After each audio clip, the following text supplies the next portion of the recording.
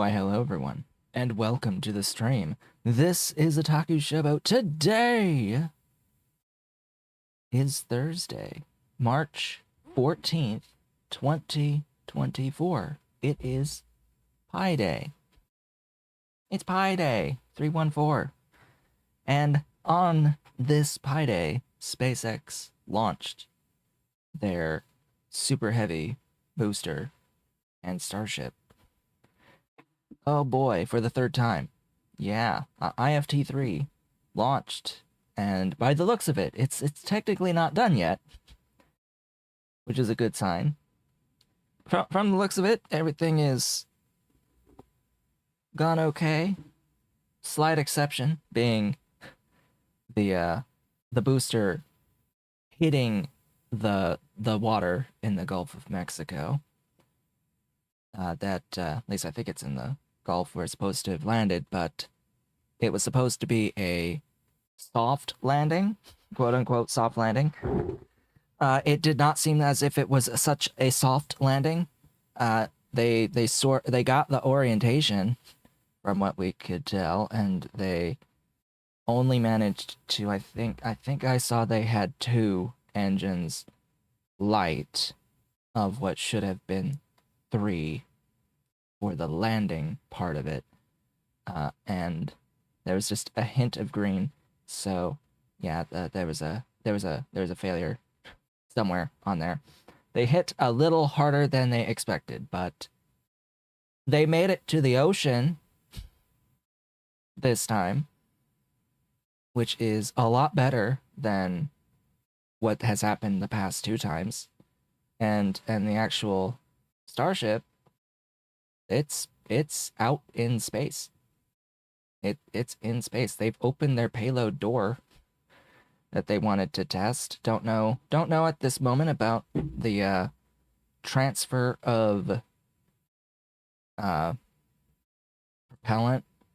They wanted to do a propellant transfer in space. I hope that that's gone well, or will go well, or whatever with that. I hope that goes fine, and then they're going to be re-entering and splashing down in the Indian Ocean here in really within the next 20 minutes or so, 10-15 minutes or so. They're supposed to they're supposed to be coming back in and slamming into the Indian Ocean. That one's intended. That slamming into the ocean's intended. The booster was not as intended to slam into the ocean, but yeah. Anyway, they'll get those kinks ironed out. I hope it was very reminiscent of the initial attempts at landing the Falcon rocket booster stage. Yeah, that's what it very much reminded me of. It reminded me of the initial attempts to land Falcon, and not and so it's like, okay, well, they'll go through and fix whatever issues they had, just like with Falcon. Now, technically speaking, even though this looks very, very close to ideal, I think they're still gonna have to have a mishap investigation for the booster hitting the water too hard, because they did not get their engines lit up perfectly. Things did not go 100% perfect, so there's going to be a mishap investigation, which will most likely delay things a little bit. It shouldn't take that long. It'll probably be the fastest we've ever seen it this time around. But yeah, I think that well, the current talk is that there could be IFT4 in May. I think they're going to be trying to race to get it as close to 420 as possible, so that they have another launch on 420 a year after IFT1. I think they want 420, but we'll see if they can make that happen. Anyway, that's the morning. Yeah, no coffee left. My whole schedule was like shifted a little bit because I wanted to watch the big rocket fly, and this time not explode. Huzzah! This time the rocket did not explode. Yay! Huzzah. So, updates. I made this thing. I made this thing. Little 3D printed thing. What does this do? I mean, as I reach behind me, this thing has slots for DS and 3DS games, of which I own a grand total of 3, and this thing holds 25. But yeah, yeah, that's a thing, and you can see it. It goes in, and it's designed to pretty much only cover the like little ID and not much else. Looks like it covers a little tiny bit more, but that's fine. And there's no major overlaps there. Yeah. Yeah. Yeah, isn't that nice? This thing is a chunky thing. Prints upright just like this, though I was slightly tempted to print it that way. I was a bit tempted to print it that way, but I think that there's issues. There are issues with overhangs, and I don't want to mess those up, so it gets printed that way. It gets printed that way. This is a similar design to other things that are available. I know that there are things that are similar to this. I've done what I can to make changes. Like, the whole thing is at a little bit of a slant. I did design this in FreeCAD from scratch with a whole bunch of like cubes. Actually, I didn't use a sketch. I don't like using sketch and like sketching tools. I don't really like doing that for the most part, because it is actually very difficult to make changes. I don't like having to make changes to sketches. Just the workflow with FreeCAD. If I can do it using primitive solids, then I will make a thing with primitive solids and do like cuts between primitives. It's easier for my brain to handle that. And so that's what I've done with this. And I've got this listed. It's available in all my colors. The only issue with this specific print is that I did get a little bit of warping on these bottom corners. It is lifted up a little bit. It doesn't affect the ability to hold things, but I can tell that the ones on the side are at a little bit of an angle. Specifically, this one, I can see that it's not straight in there. So I won't be shipping this specific one out, unfortunately, because I need to actually glue this all the way on all the sides. But anyway, that's the new thing that I wanted to show. I can do variations of this where there's only like 3 or 4 tiers, 3 tiers, 2 tiers, etc. I can do different sizes of this, though it will require a bit of extra work to remove tiers. It's not as much work to reduce the width of it, though. So yeah, I could do any arbitrary layout as long as it's not too huge for this thing.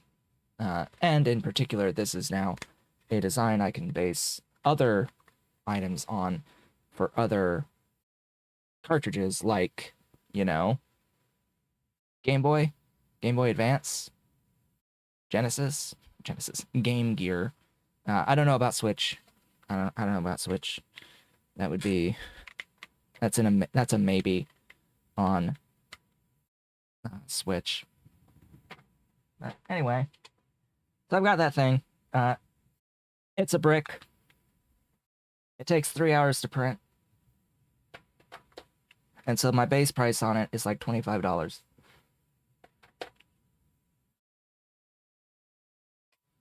But I did end up doing that thing where you just run a sale constantly. So yeah, it's minus 10%. But of course, you viewing this, you get you have coupon codes for more than that. So while the base price is $24.99, you folks could get, what is it? Yeah, 30% because it's over $15. So you can get 30% off on on any purchase over $15 on my stuff. Like like below the video, I have links to my eBay and my Etsy, and the coupon codes should not stack with other discounts. Mr. Cat, get down, get down.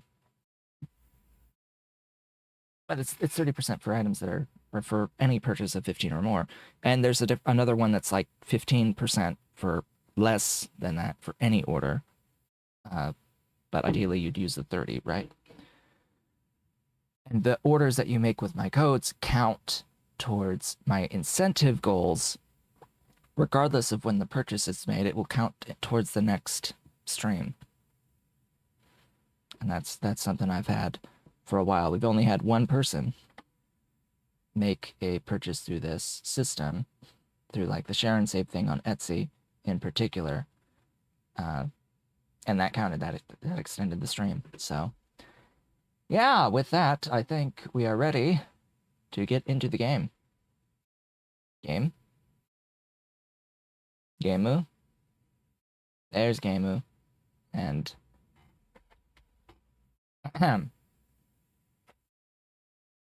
there's Cat. Hello, Cat. There's Ollie Cat. He's here. It's Cat. It's a kitty. We have Kitty. He is here. He is happy. Factorio. What are we talking about with Factorio here at the beginning? So PySuite was updated. PySuite was updated. They did a few things, mostly bug fixes, but there's a few things I want to note. Some changes that were made. Apparently some batteries have more storage capacity on them. We've got some recipes have had productivity allowed on them, so they added some productivity in, which is good. In particular, they added they called it the nano machine, but it's the molecular assembler.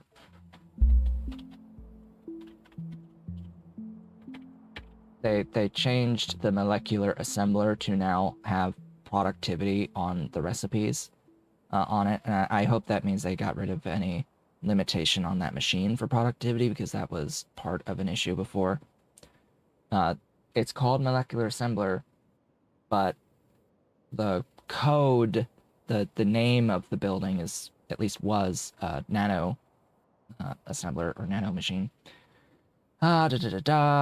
So more stuff is productive. We've got also boron. The diborane output is now defined as catalyst, and therefore will no longer be affected by productivity. So that's a like no more extra diborane from the boron process. Previously, it was affected by productivity, and you could make boron without any borax input at all, and it would overproduce on diborane through the power of productivity along the chain. And especially so with transmit productivity through Bob's modules, and with Bob's modules, period. So that's a thing that has been fixed. And then the other thing to note is niobium and molybdenum have lost their hot air recipes completely. They decided that, in their infinite wisdom, rather than add productivity to the existing hot air recipes to match the baseline recipes, which do normally take productivity, they're just getting rid of the hot air recipes because the basic recipes are productive. I know, right? Like, really? Really? Okay then. Sure. I guess we'll go with that. So now Neo, Liam, and Molly earlier will be worse than they already were until you get productivity modules going on, in which case they get a bit better. I mean, yes, especially with Bob's modules level of productivity, even without transmitting productivity, and those processes normally, like without having the setting to like turn on productivity for every single thing, those two processes specifically, as well as rare earth processing, those have productivity on every single step, for the exception of things done in buildings that don't take productivity, like filters and washers. So the bulk of those chains are already productive, and that is the intended way of increasing the output of those processes. So to have hot air on top of that didn't make that much sense, but it was nice to be able to throw hot air in earlier before you could get productivity to get a boost if you had hot air for it. That was nice. But what was weird is that you had a recipe that was productive that could end up outputting more than the hot air recipe when you had sufficient productivity. That part was weird, and that has, I guess, technically been fixed now because of that change. Yeah. Mr. Cat hath left. Great. I have nothing printing, by the way, nothing to print right now. So there's that. We will not have our camera of the 3D printer today because there's nothing to print. I made no sales overnight that need to be printed right now. Nothing happened overnight. So an actual day of reprieve-ish. We'll see if anything else ideally comes through during the day today. But yeah, yesterday it's like I made one sale for an item I already had printed, and it went out with everything else that had to go out that day, which I hope was nice for the person who bought the thing, because it was marked as shipped within an hour of their purchase, and in the mail with like that day, same day, just because I happened to already have the thing printed. It was the PSP UMD 20 slot holder in black. It was the first one I've sold of those in black. So they got the model that I took pictures of, that has been sitting around, because I've only ever sold the red and the white and the gray, as far as like, oh, everything but black on that specific item. Great. Black is usually the thing I sell the most of. 80+% of my sales are black, rather than in any color whatsoever. So, the base. Last time we met, I got into Pi Science 1, and a lot of stuff changed because of that.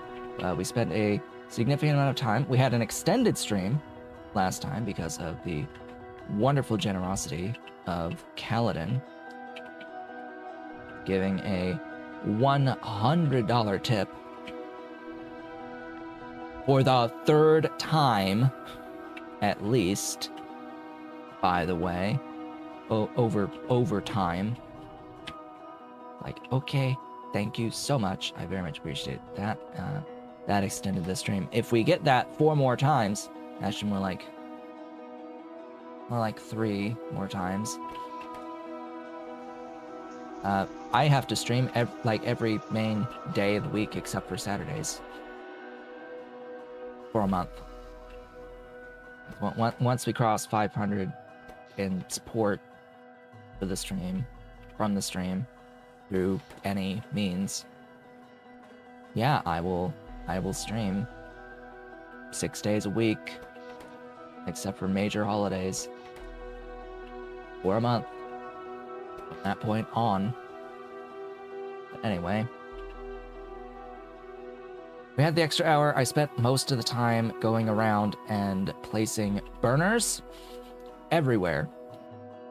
Most locations that needed burners got burners. Looks like I need more stuff.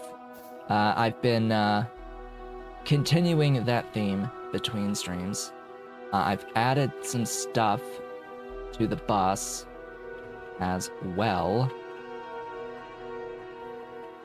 I really should automate these burners though.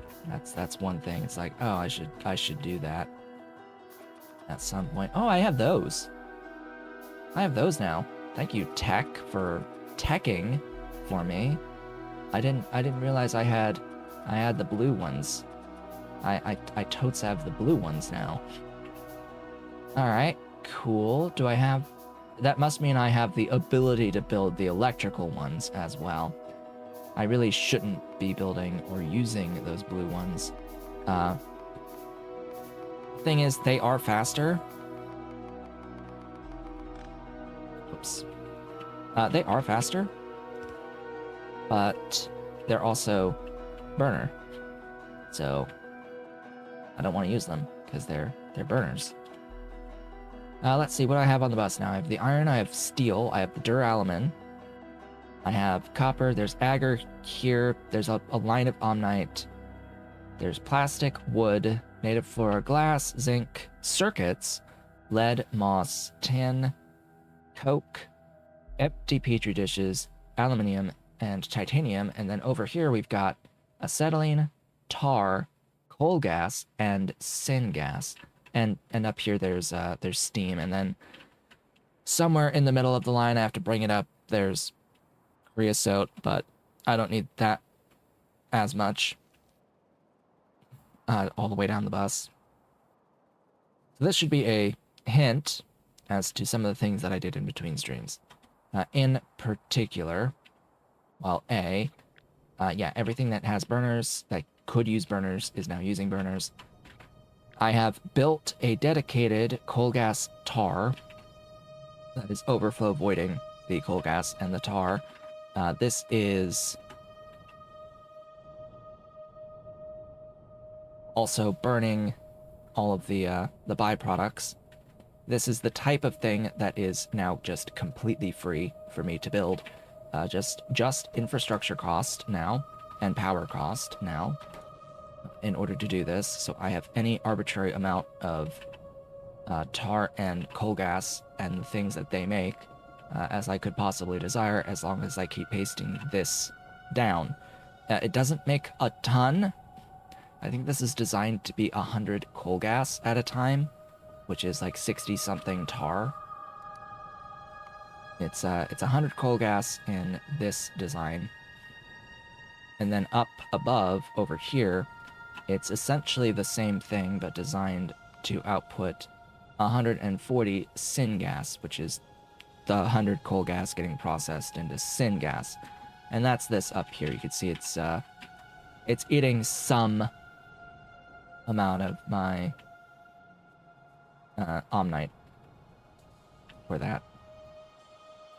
And I am, of course, outputting the tar, the 123 tar, outwards with excess voiding over here.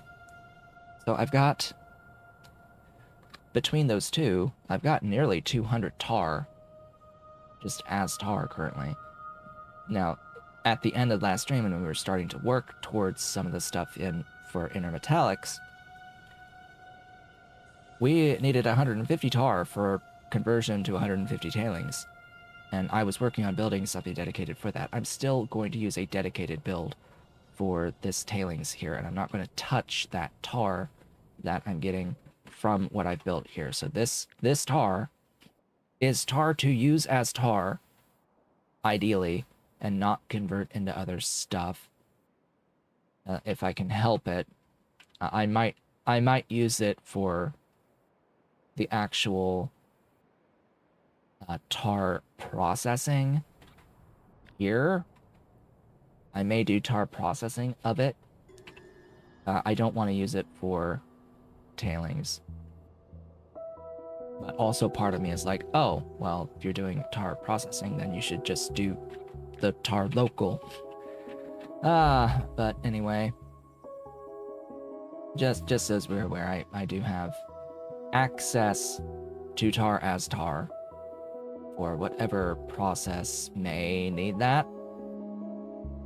which we don't have access to right now besides this thing, which I'm not going to use. I have to compare what gives the most aromatics. Because this recipe exists and I can deal with the rich clay now.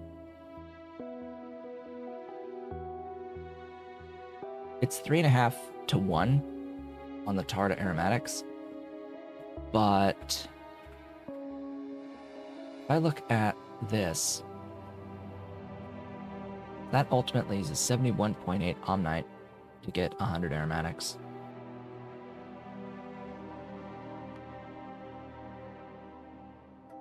We can do this soon as well to get the tar, but again, 73.4 to 100 tar.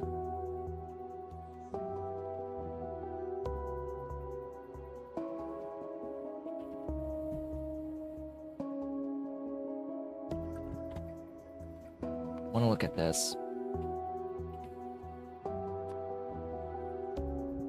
100 aromatics through that process where we get the tar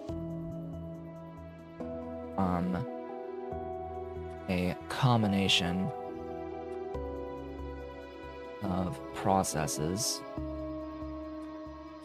from destructive distillation of coal. So looking at this, that's 350 tar. Can I do math here? Can I do, like, divide by? No, I can't. That's something that I think I can do in Hellmod.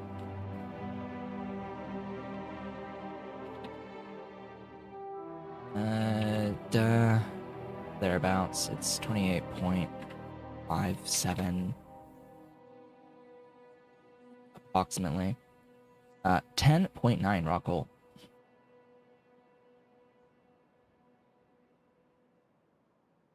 Actually, this is 123.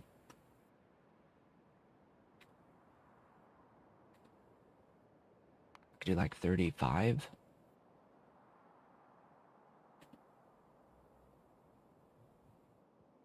And that's 13.5 to make 35, but this was planned at 100, so 71.8 versus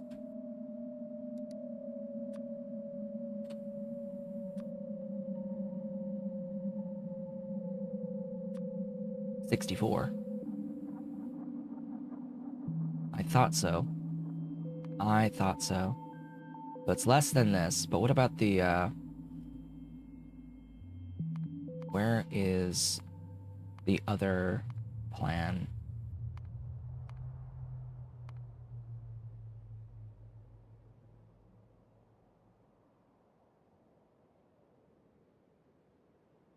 I must not have it here.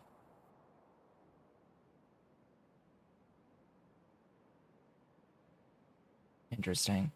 I don't have, like, a general tar processing setup.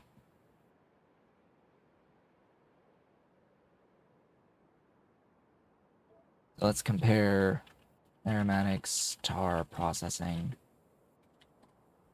This will be from the light oil.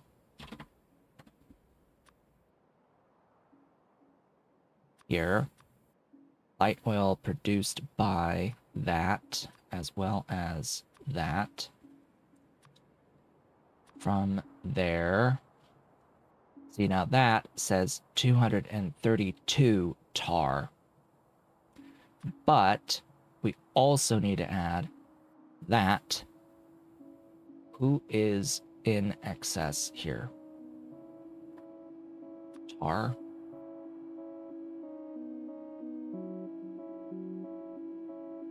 So we have 200 tar plus a bunch of other stuff that we could use. whereas this is 350 tar.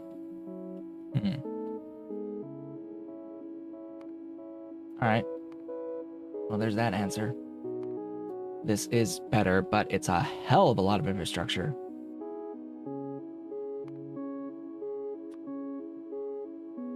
Oh, and it's less when I do that, and then that. 42.7 raw coal, oh boy, versus 38.4 raw coal. Interesting.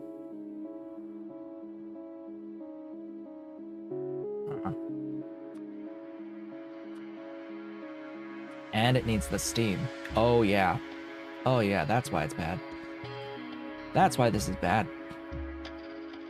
That's why we don't do this at all. Ever. Because this exists. It's easier. It's the lowest Omnite in. It uses 21.3 megawatts versus 34.6 plus all the steam. Hey, speaking of steam, I should now have access to building the electric boiler, if I can ever remember. Yeah, there it is. Hi! Hello, electric boiler. You exist now. Anytime I need steam, I'm going to use that. That just ate up all of my electric mining drills. So I'll need to build a few of those. Alright, enough talking. Time for building. So that's... At this point, I would do this for aromatics, and wouldn't you know, it also produces nearly 400 syngas in the process of making those aromatics. So that's plastic. This process would be the plastic process to use for now until you change to a different plastic process, but it is nice that it gives both of these things. This is good for zinc processing, for when we need more zinc, because we need aromatics for zinc. And that is, of course, only until we get access to real aromatics processing, which is lignin to aromatics. Eventually. That's our superior. That's one I'll be going with in the end, I hope. Okay, over yonder. This is all for making tar. I did add a bit to this since we last met. I have run the byproduct voiding up to void. I connected coal gas to the main line of coal gas so that excess is voided, and connected the pipes for the tar. Okay. We need to get intermetallics next. It is needed for infrastructure going forward. I would very much like to have my intermetallics for infrastructure, in particular for a lot of electric assembling machines. That would be great. So we are doing all of this so that we can quench.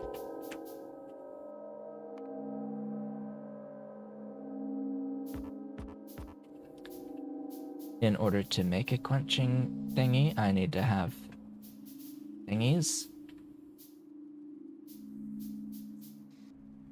Very specific of me. To make things, we need things. Yes, I know. Very, very specific of me. I need engine units. And to get engine units, I need to have access to stuff. Engine units. Where do you live?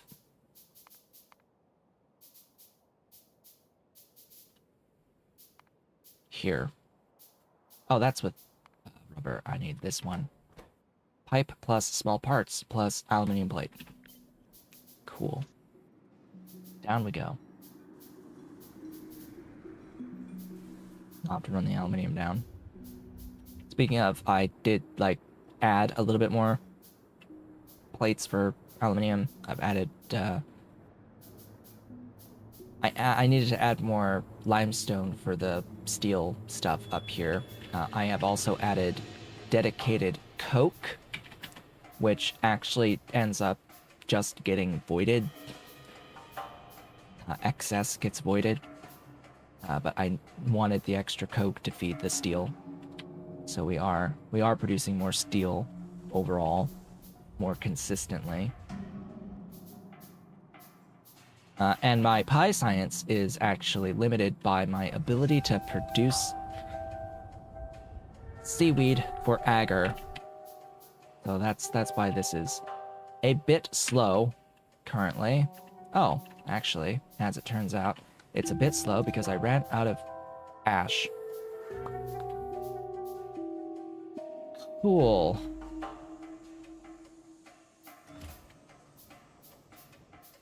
Yo.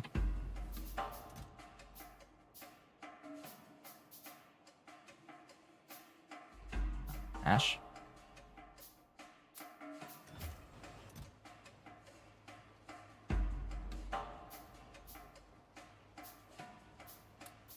Ash it up. I'll need a dedicated ash at some point, but whatever. It's fine. It's fine. It's fine. Change this. Got this off of the other thingy. So we now have dedicated omniscient plates in here. This building does only produce omniscient plates. I don't understand why it can't do... Where is it? Here. These. I don't know why it can't do these. Or any of the others, for that matter. It's a little weird. Everything that can be done in here should be able to be done in the automated foundry. Or there should be an electric version of this furnace. Because there's Omnium Plate, there's this Omniferrum, and there's this Omnicalibs.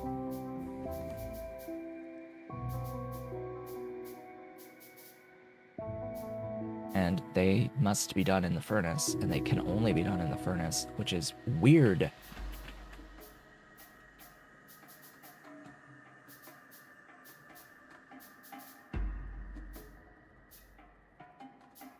Any hustles? Over here, I need small parts. Oh yeah, and I've run all the ash onto belt to void it from here, so this is fully automated now. In all the things. Am I really gonna have to do the stuffs again?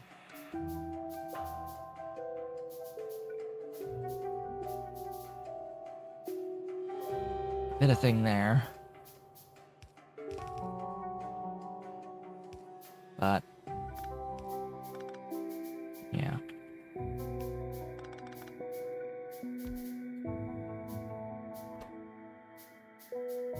Make me engines.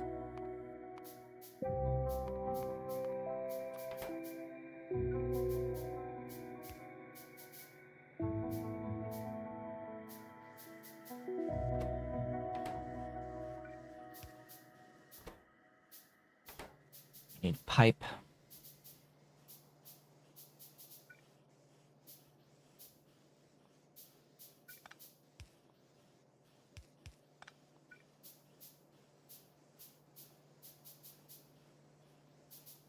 It's not happening.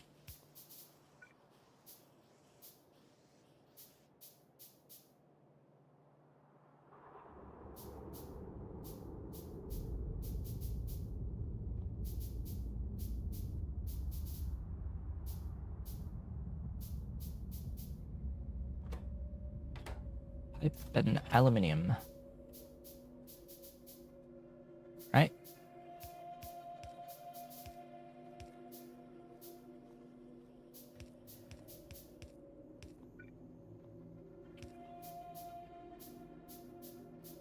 And then I need ash out too. Well, that one is easy. That's ash out.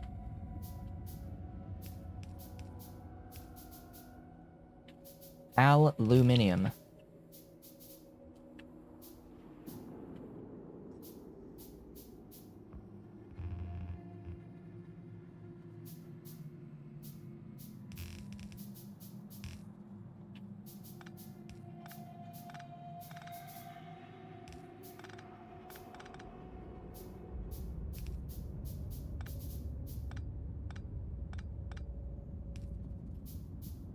And that is that. I do, however, need a box.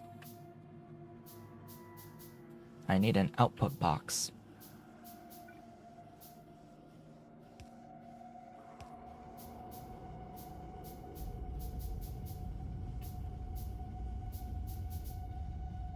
That will take a bit of a think.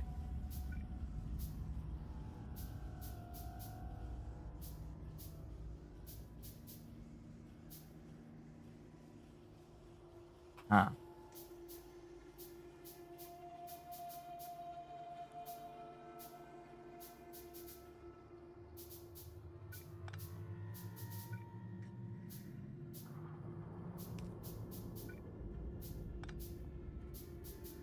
Do I have a long-handed anywhere?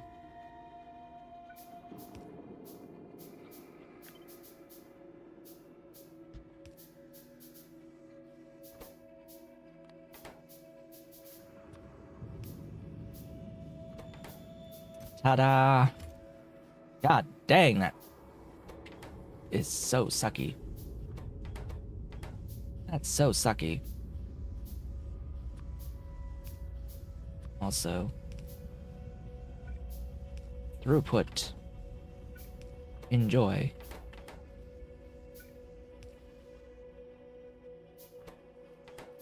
Actually, enjoy loader.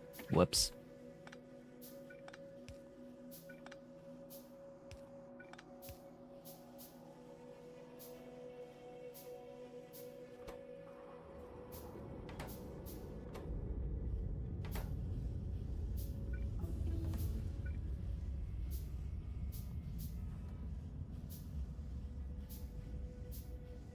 Oh, you need to be whitelist to engine unit.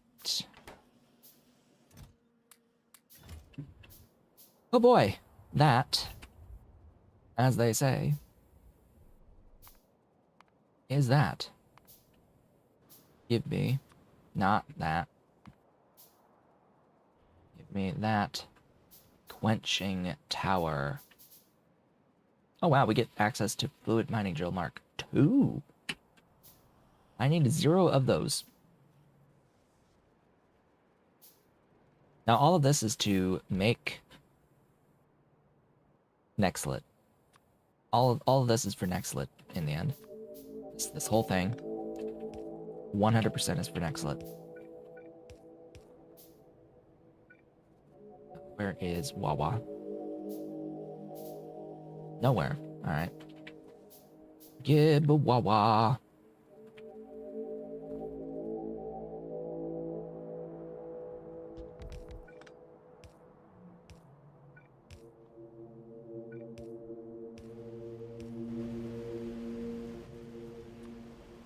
That.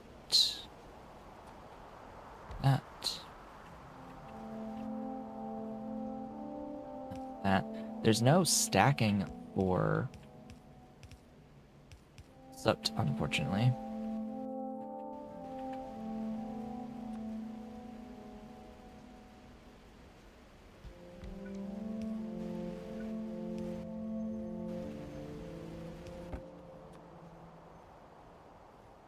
Tailing the dust.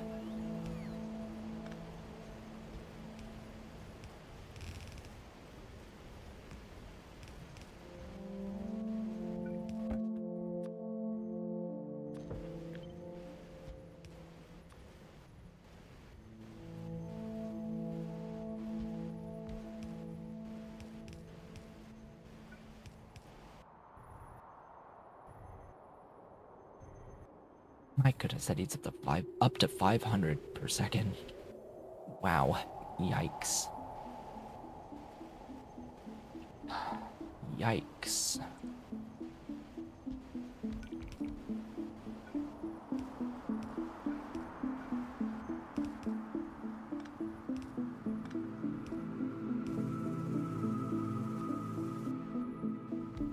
voiders. Gives that, and then into this guy. Box it for now. That is Nexit. Yay.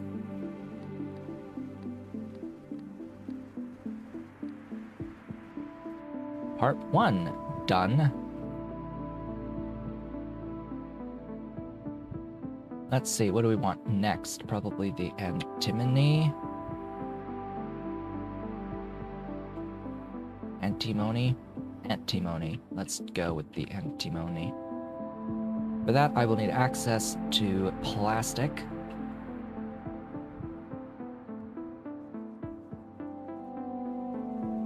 This will be done up on the main bus. I've done antimony processing on the main bus before, actually. I need antimony, I need fuel. Yeah, solid fuel. But I will bring that in from mining it since we have access to mining over here. Have I built one of these yet? Yes. Cool. Good to know. So it starts with 3 of these. I will need voiding. I've made a few adjustments on my void lines, so we are aware.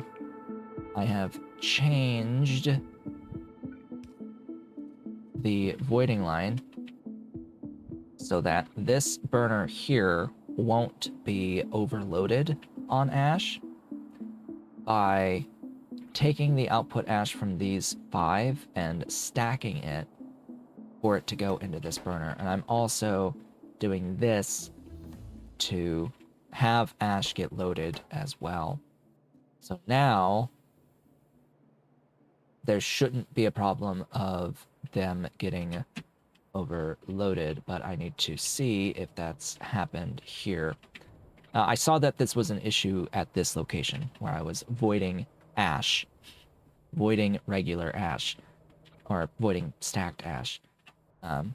First, I noticed that, oh yeah, that's right, one inserter is not sufficient to try to throw in 3 1/3 items per second, because that's what these produce, these 5, or 6, however many I had it. It was 3 1/3 items per second of spent fuel result, not spent fuel result, but spent result ash, and more through spent fuel result. So yeah, I had to get rid of this, can only do 3 1/3 total. And I was like, oh yeah, this is outputting a 3 1/3, plus this is also outputting its own spent fuel result, or spent result ash for any ash burning, because burning ash results in ash percentage of the time. You just get your ash back. So yeah, it was getting overloaded with the 5 that I had. So it's like either reduce to 4 or stack, and then it's fine. So I stacked, and it will be fine now in perpetuity. And this allows for voiding a yellow belt at a time. I can now void a full yellow belt with just 6 burners total. And in this case, it's burning a yellow belt of stacked ash, which is worth 5 times as much. So it's like getting rid of 5 yellow belts at a time of ash through the power of 6 burners. It's nice. It is nice.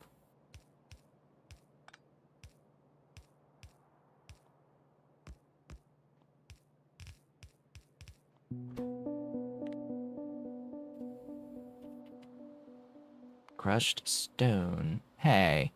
Crushed stone to the right. This will take in other things as well. I'm going to be providing this with Omnite from here.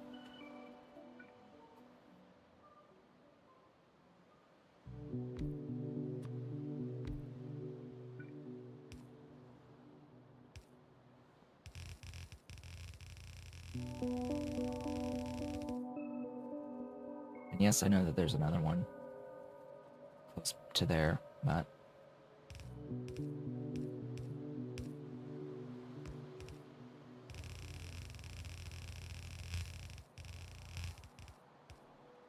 there we go.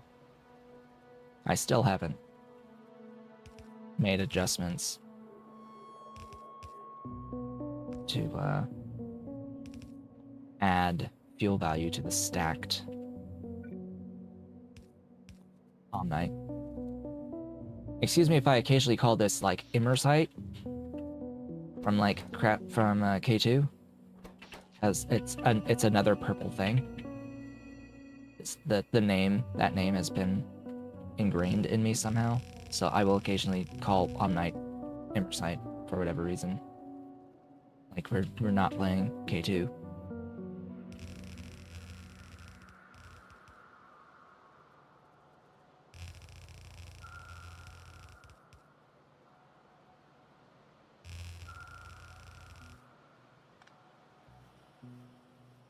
Okay. So that's Antimony, the Antimony. To process this Antimony, we need screeners. I need to build screeners. Screeners use engine units, do they not? Where's the thingies? They do not, actually. They use fluid mining drill 1s. Alright, good to know. Still really stupidly expensive, but... Oh, and I need 4 more.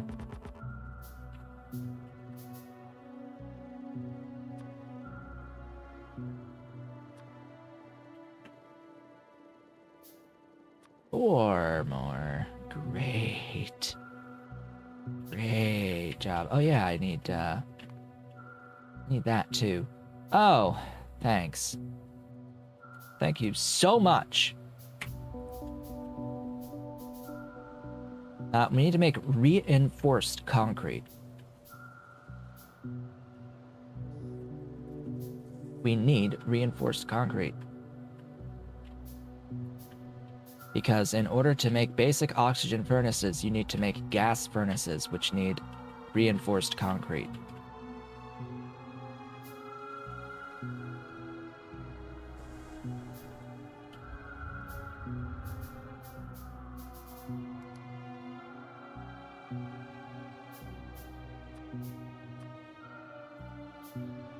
Yeah, and these recipes must be done in basic oxygen furnaces. Gee, wouldn't it be nice if we could choose a different building? That would actually be pretty nice if we could use a fluid fuel building for oxygen furnace recipes. If that was an alternative option, that would be nice. You would think that they would have done that with the fluid furnace, but no. No, it's just the same building, just it's fluid fueled now. Why one uses that, would want to use that, I've got no idea. That it serves no purpose.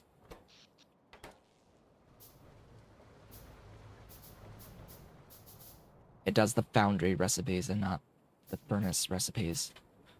Like, really? Really? You're gonna go through all the effort to call it a furnace, and then you're not gonna give it the furnace recipes? Yeah. What a great idea. We're down here because this is where I have concrete, although reinforced concrete does not take concrete. Oh, it does. Good. I had brain. I had a brain moment. My brains. My brains. Braining.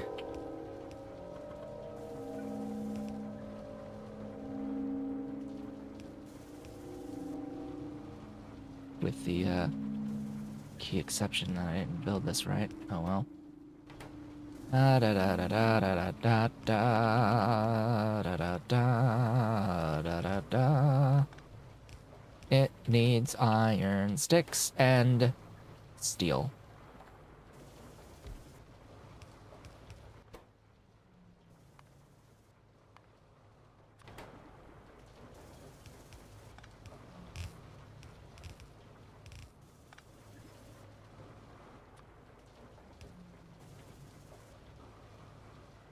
And we need ash out.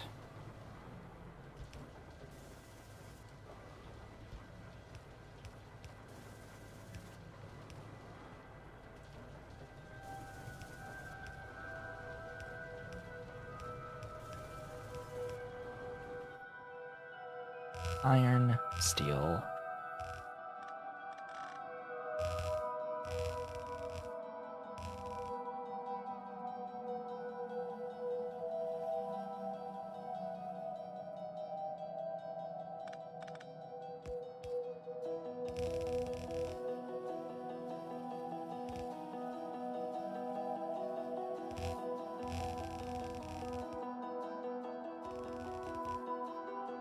Iron.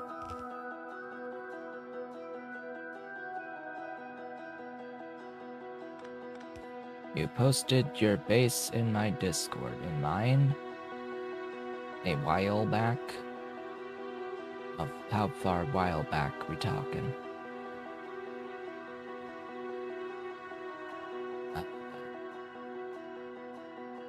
Good while?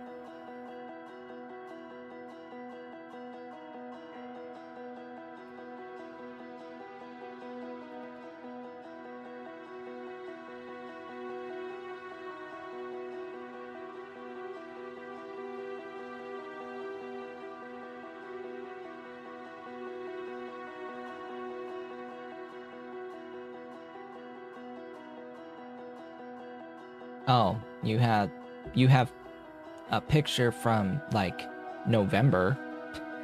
Yeah, November 20th. You've got mining that I see. Lots of belts.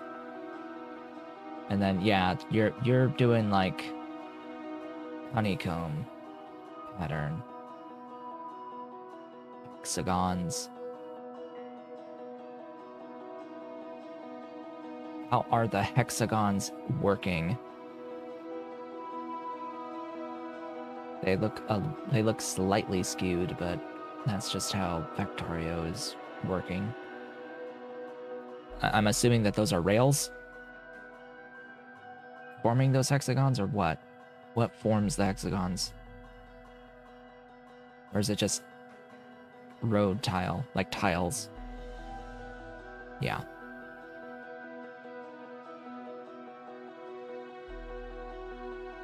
So there's rails in between. Of course, you've got dangerous, and have to mine your way into buildable area, but it looks like you've got enough buildable area, at least from that picture.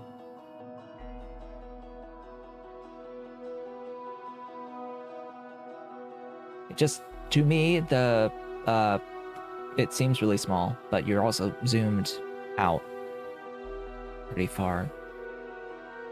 You did that command for the screenshot, right? To pull it back to do the screenshot for this, because that's beyond normal zoom range, I think, for that. Unless it's just from here. It's just from here, so.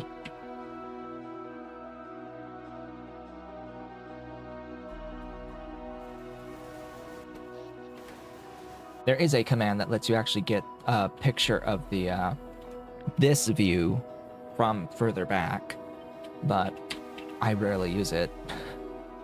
You can actually just get a massive picture of the full base. But even this has its limits. I hope it works for you, because I don't think I could do hexagons. Or that small. Because it seems like they're fairly small. By comparison to the grid that I usually use. Where I have a lot of extra space in things to work with.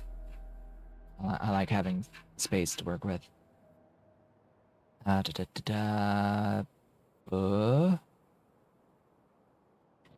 not the one. Length 3, right-hand drive, buffered rails. So what I usually have is, that. Oh, Whoops.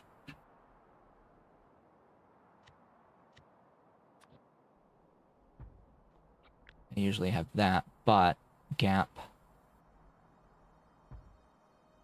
3 in between.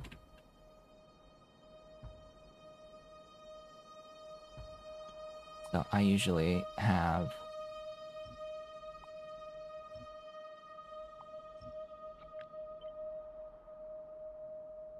you know, that is the size of one of my squares, usually.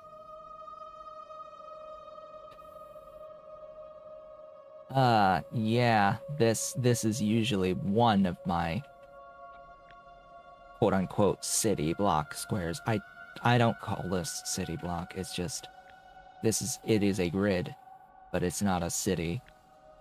City implies compactness. This is not that.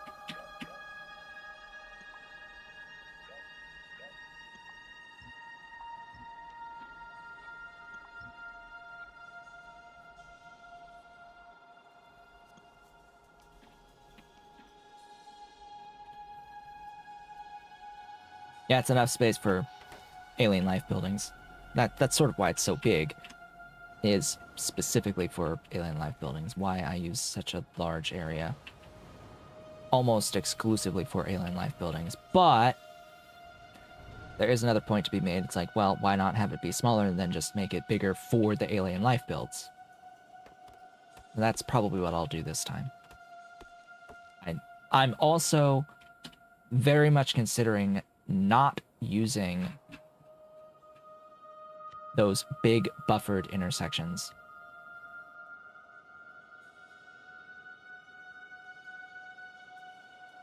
This creates a copy of the book, yeah? Yeah.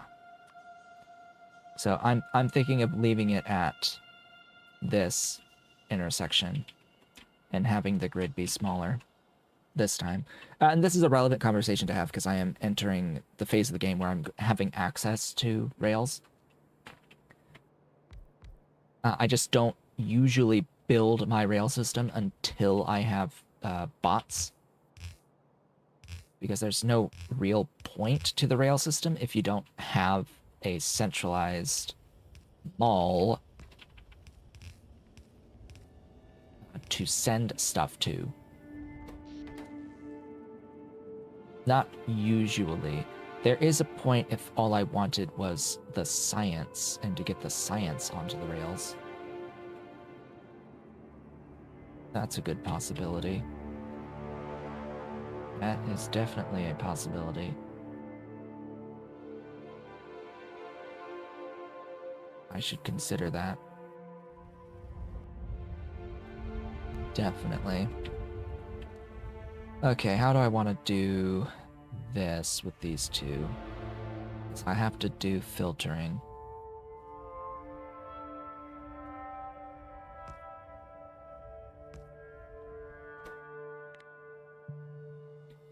It's a shame I can't really filter two things out at the same time. Would be nicer if I could stack them, but oh well.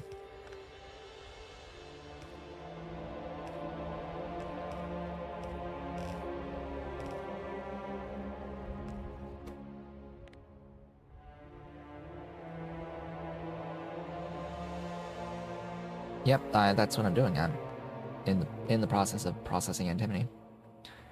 Let us do, it's the grade 1. To the right. It goes into jaw crushing.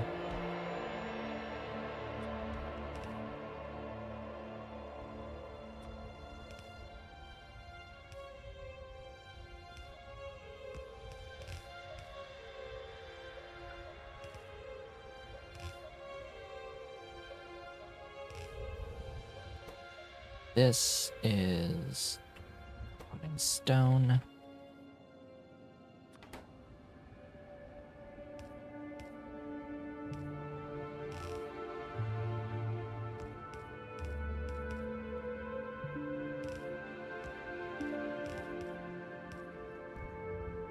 Go. That all goes into 4.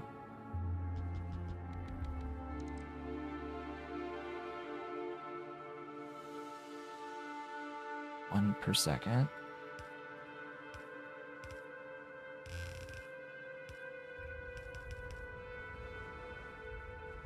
This outputs grade 3 and grade 4 and gravel.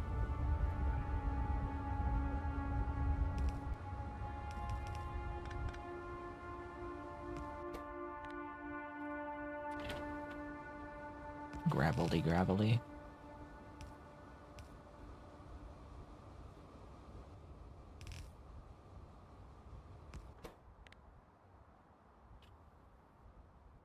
Grade 3. To the right.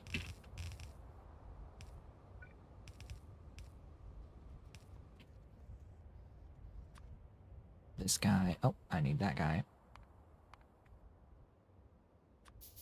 Secondary crusher.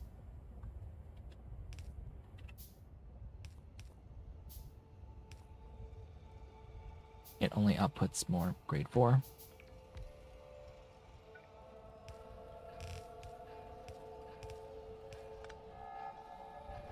There we go. And that goes into Boff. Alright, Boff. We need that reinforced concrete. I need to get that steel brought down to the reinforced concrete. Sort of got sidetracked there, building all this out.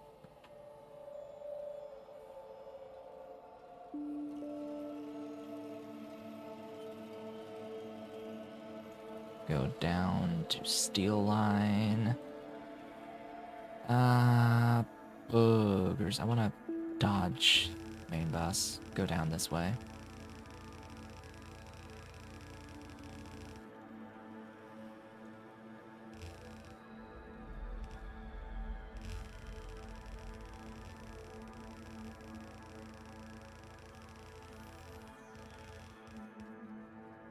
There we go.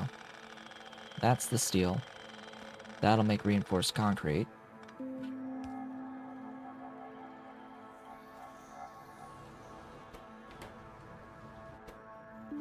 Everything will be glorious.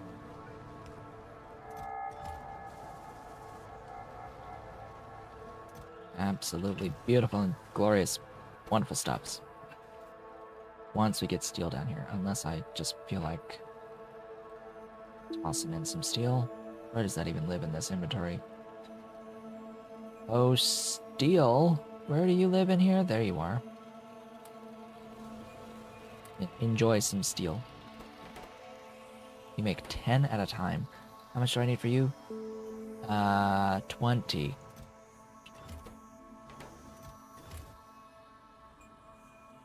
And then I need... That's it. Oh, it's 10 for that.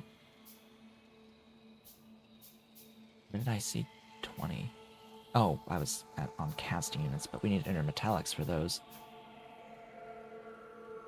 Alright, let that go. That will produce that. Thousands of units at a time for me.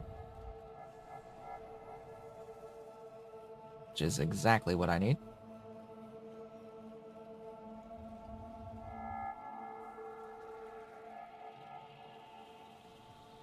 I will need to bring the Nexit up the bus.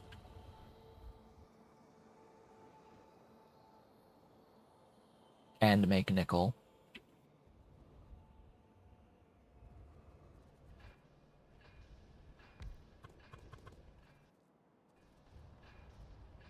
Da-da, da-dee-dee-dee-da.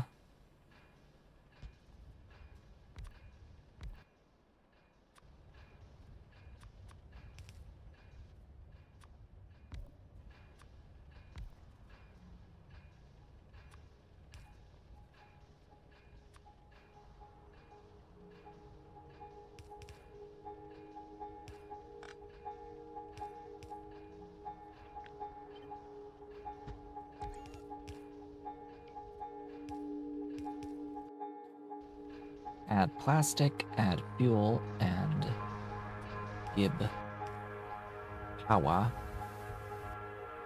That plastic fuel. Tempting to use a dedicated line, though. Oh, and if it makes 5 per second, or if it's eating like 5 per second of the stuff, no, it's eating apparently 0. Really? Good are you? What? Like 5 megawatts, buddy.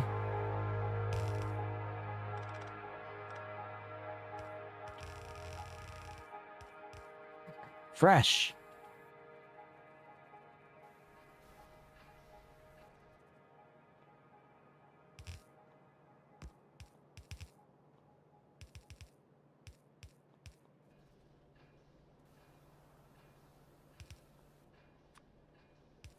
Box you for now. Okay, that leaves nickel.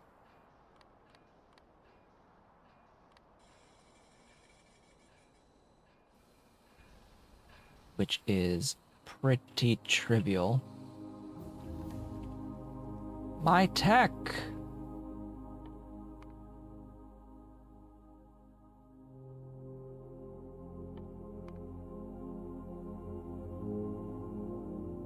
There's just so much random crap to get.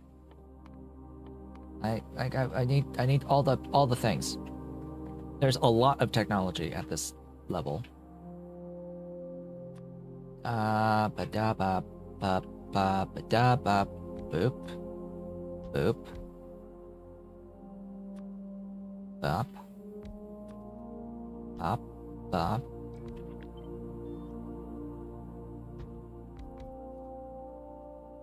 Void. Stuffs. Flip.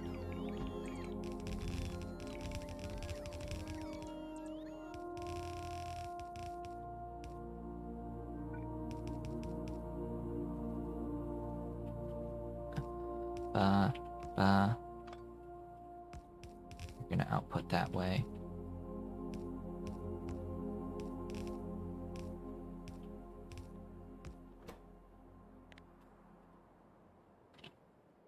Is this stone or gravel? Stone.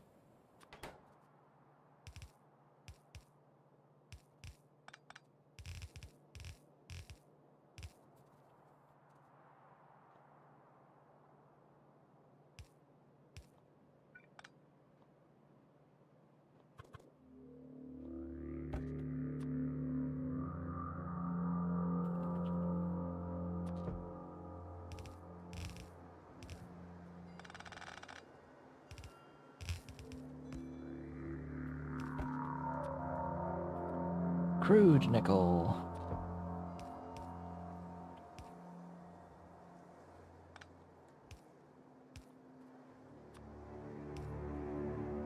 Why are you not working, mod?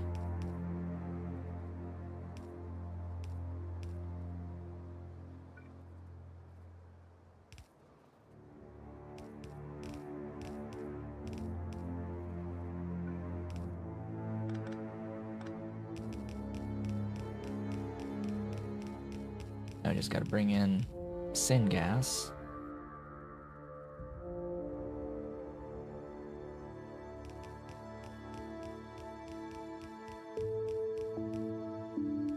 Now, we've already made syngas in the past, and that's why I went and did this between streams to get dedicated syngas.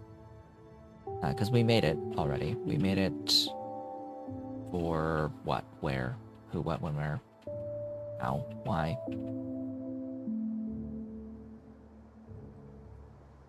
Made it here for plastic.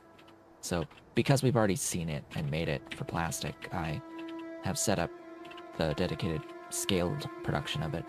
That's my usual go-to with what I scale in between streams is if we've done it. If we've done even a small amount of it, I will scale it off stream, usually. if it's something I feel like we need to have scaled. And this is relevant for ores, you know, that would help.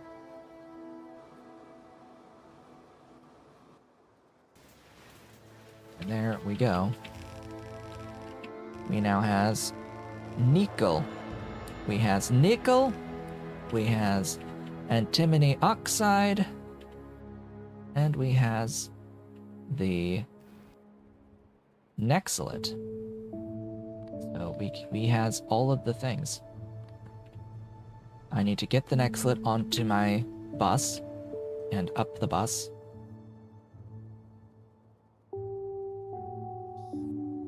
And then we can work on getting our intermetallics.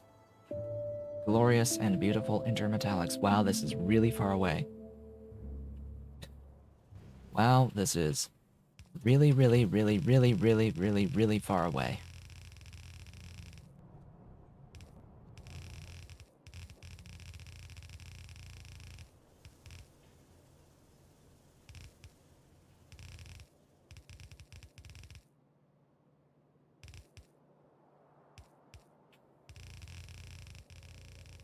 I'm running this up here.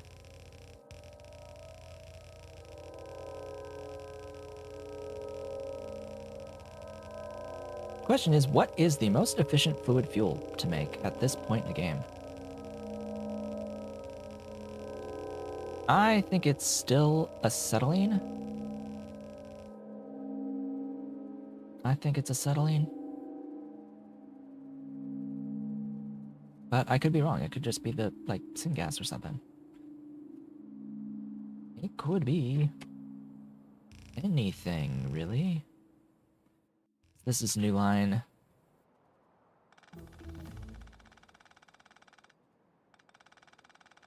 This will probably be the antimony oxide line.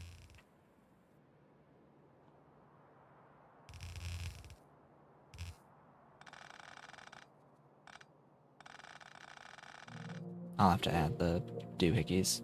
Oh, right. Yeah, it's already accrued 1,000 units of ash.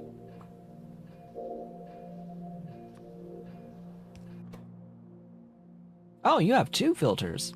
Nice.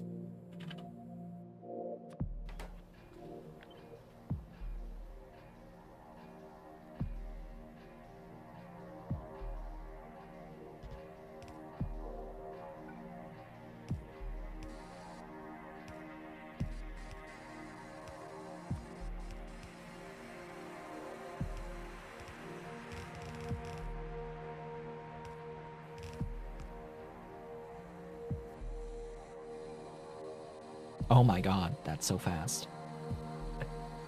Yeah. So it's not supposed to be producing that quickly for the antimony oxide. We don't need as much, I think. Wait, what? Hold on. What is this all about? It says I need 0.2 per second. 0 watts? What?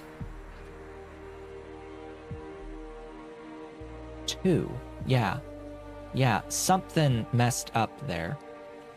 I need 2 of this building.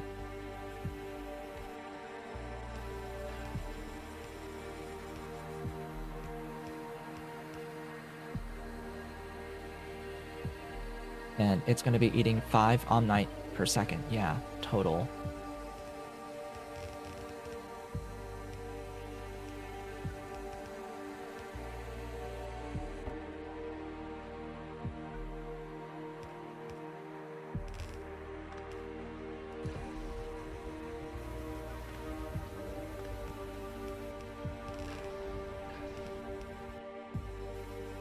Jeez.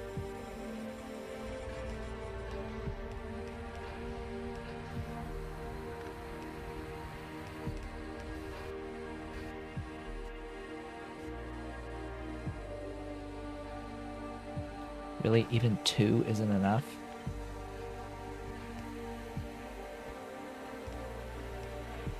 These are supposed to be able to do 1.2 each. So I guess that they're, yeah, it isn't enough, actually. Yeah, that's right. I need 2.5. If they're operating at 100% uptime, well, it says I need 5 per second of the Omnite fuel. So if it's divided by 2, needing exactly 2 machines, then yeah, I need 3 of these. Or one of them could be a basic mechanical inserter, but yeah, 2 won't cut it, at least until I get increased stack size for stuff. But anyway, things are glorious. Things are happening. I think just the line next to it is going to be the nickel.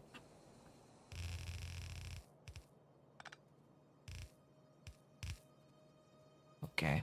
I'll do the undergrounds eventually. Now I need that. I need that. I need that.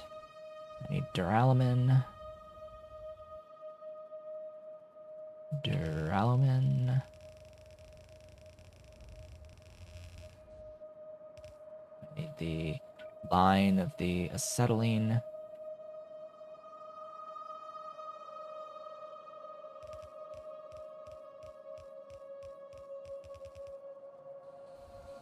And away we go.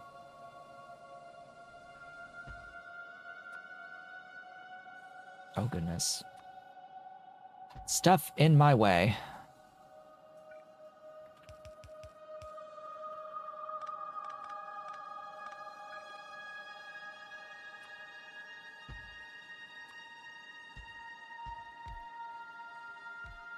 Smelters. I need ceramic.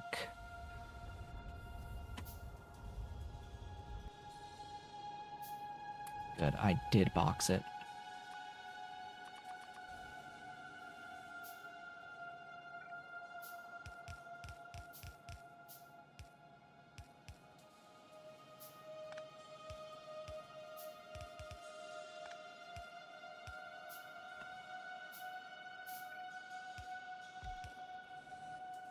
You need antimony, duralumin, nickel, titanium, and copper titanium.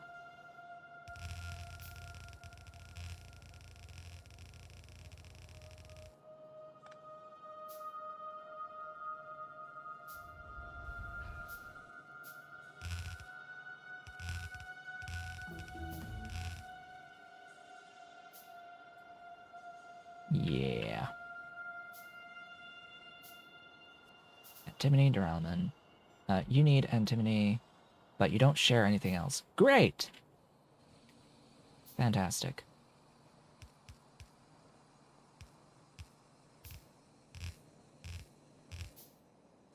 Nickel? Sure, why not? You're there. Copper and duralumin. Sure. If I even can.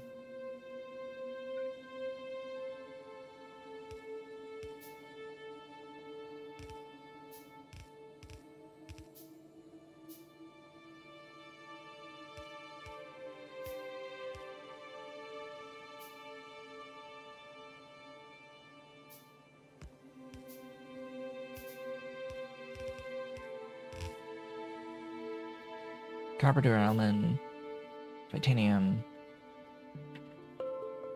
the antimony.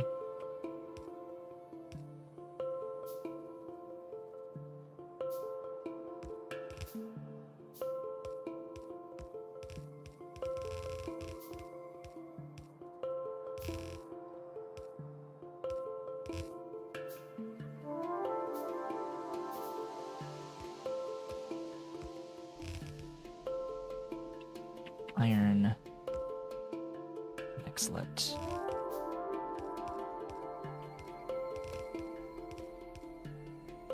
Excuse me.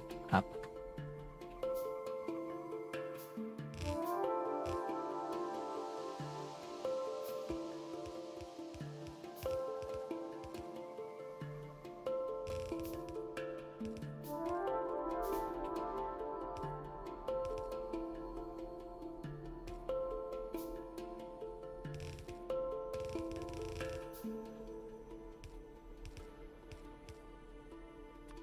gearbox.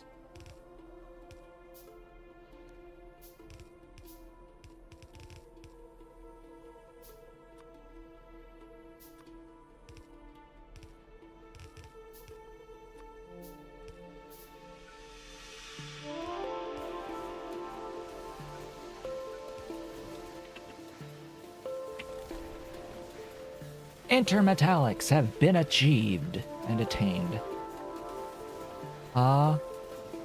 Frickin' Zaw. I have made a sale on Etsy. Does it count? I have to go Etsy. Did someone use my code? No. That was through ad. After clicking on ad, that was normal. Oh well. Don't count. Not through share and save and such, so. I bought a controller stand. Black. 64 controller stand. I've got a white one behind me. So that's nice. They bought it in black. I just thought about that. They bought it in black. I could print that now. The issue is that I'm not going to use the current filament that I have on it. I need to make changes to settings to use the current filament on that, and that will take a little bit of time. So even though I could start printing that at this point, I am not going to until after the stream. That's nice to see a sale go through. Anyway, we have INTERMETALLICS. Yay! That is definitely a milestone. 100% a milestone. I now have access to chemical plants. I now have access to, well, I don't have access to automated factories yet, and the reason for that is we need gearboxes and shafts. Stuff that we need for mechanical parts, which is our next step, actually, I think, maybe, if I want the infrastructure. The next step is mechanical parts. That needs fish oil. Yeah. That needs fish oil, which means fish, and it needs more of this stuff. Of course, the stuff that eats Nexit.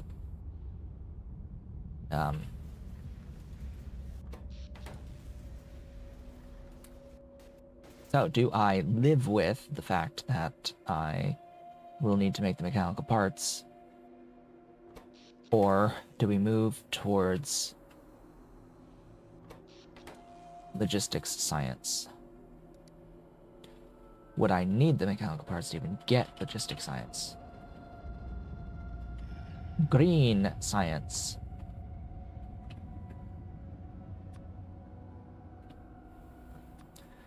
For the green science, we need batteries, which is that stuff. We need to get that from urea. We'll need urea from liquid manure and Zogna bacteria, which, yeah, that's also lamps. It would be nice to have access to the electric automated factories for that. We will need to spend iron for those bolts. We'll need to spend coke. We'll need to make melamine. That's the ammonia that overproduces here. We will need lead antimony alloy, which is a more trivial part of this. We'll need poor alien samples, which we don't have unlocked yet. But that part is going to need Ralesia built. Nothing else is really relevant or new besides the bone meal, but big thing with that is the animal samples. We need stuffs for that. Bone meal. We'll need bone for that. We'll need to set up AUG slaughtering to get all these parts. We'll also need plasmids and that stuff for the plasmids, including lab instruments. Including lab instruments.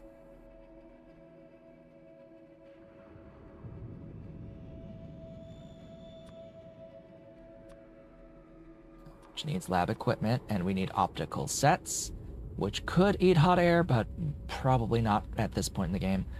I probably won't do that for now. That needs rubber. We'll need to make rubber from carbon black. We'll need polybutadiene from aromatics and titanium. We'll need anthracene brought up from tar processing. We need solidified sarcoris, which will need cotton gut set up through the basic process on the cotton gut, which needs the relesia first. It needs wood seeds, and we need to make cotton guts, etc., etc., etc., etc., etc., etc., etc., etc. Da da da da da da da da da da da da. If this looks like a lot, that's because it is.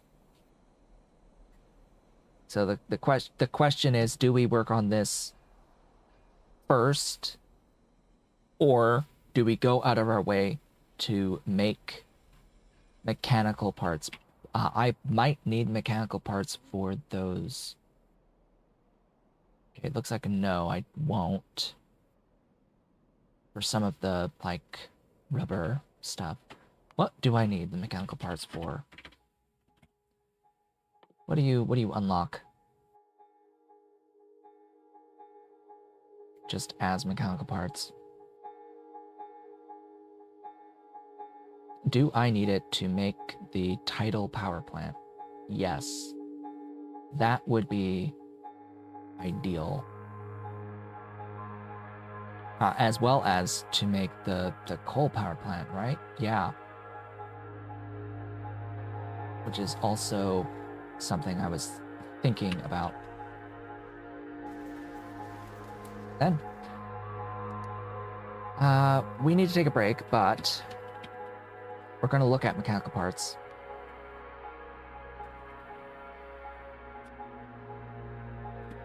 Because I will need them for infrastructure. But it's a lot of things. It's also rubber. So I guess next is rubber. I think next up is rubber. All things considered, I think next is rubber. Yeah. We will also need fish oil, which means fish. Which means fish. Which means I need tech for fish. Yeah, fish tech next.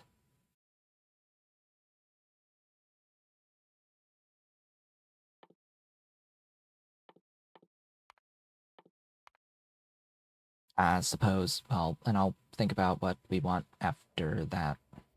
Water fill too. I want that too.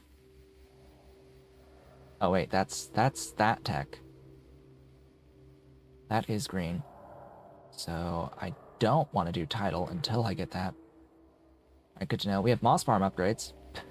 Not like that matters, but yeah. Alright, it's time to take a break.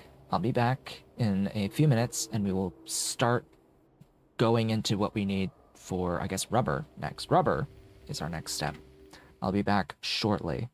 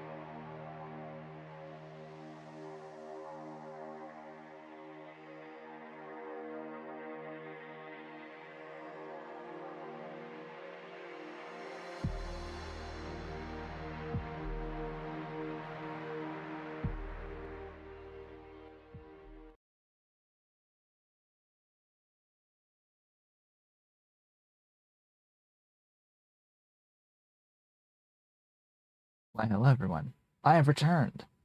I have returned, and the printer is now going to be printing. The printer should be printing. There it goes. It's alive. It's moving. It's moving. Yes, I swapped the filament.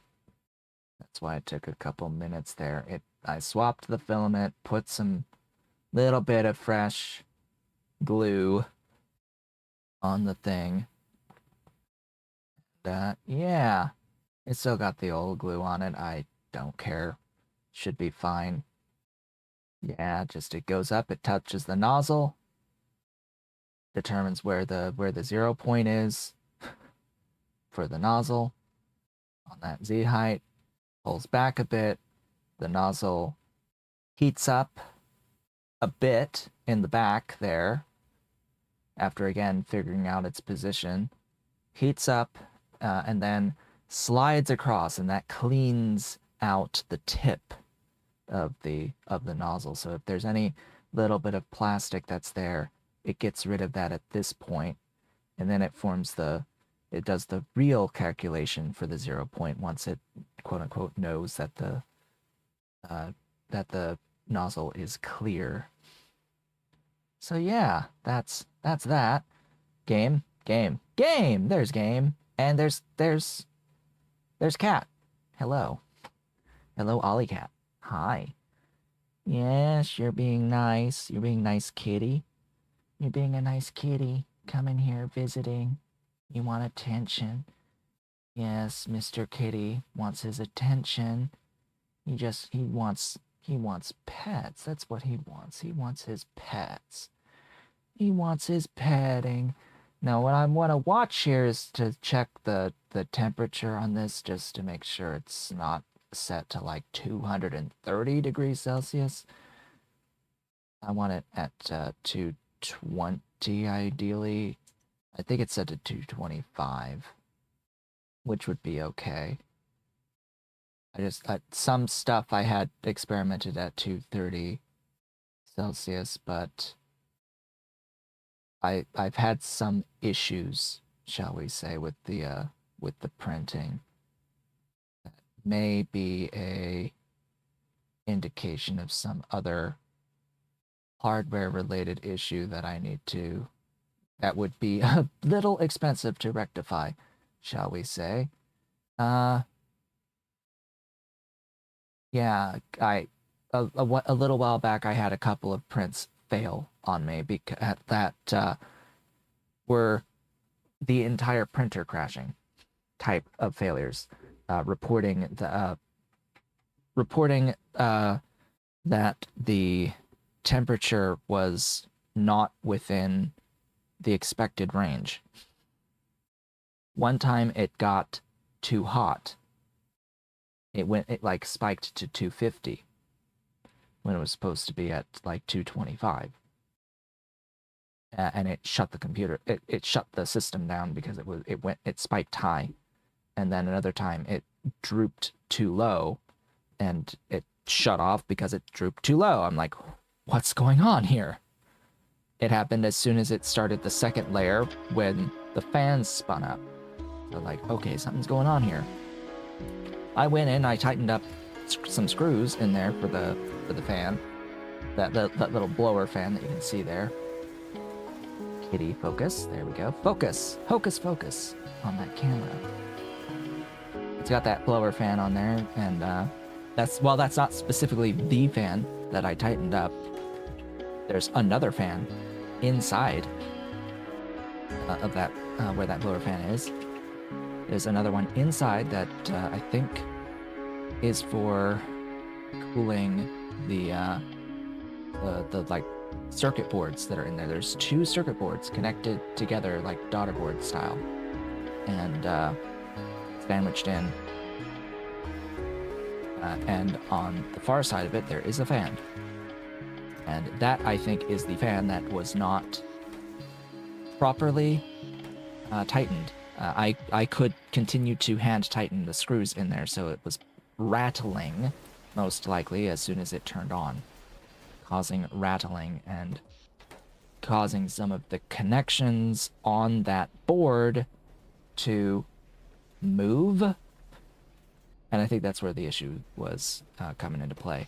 I have not had that same thing happen since A, turning down the strength of the fan, and B, tightening those screws. The maximum strength I have on that fan now is 85% rather than 100%. Yep. Now it's doing a bed mesh calibration, which it's just gonna probe points to see how not level my bed is, so it can compensate for how not level the print surface is. And it will compensate for that by literally changing the height of the print surface, compensate for it not being flat. Alright. We are going to work on getting into rubber next. So, rubber bubber. Rubber bubber bubbers. We need rubber bubbers. 0.2. Sure. That will be enough. It needs latex. Do I have...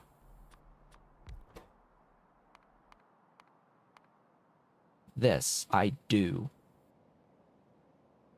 Nice. Okay, I will need to do that recipe once I get rubber, because all of my latex will then go into rubber rather than rubber stoppers. And it will mean I won't need the coal anymore for the rubber stoppers either. That will be a good switch to make on the glassware. Now, I should also get a glassware hot air recipe. Yeah, I should have hot air recipes. And I should use them specifically for all of the glass buildings, specifically, because they use so much fluid fuel. Because they're so very high cost on the fluid fuels to get them moving. To this day, I still don't know why they use so much power through fluid fuels. Why it's so bad.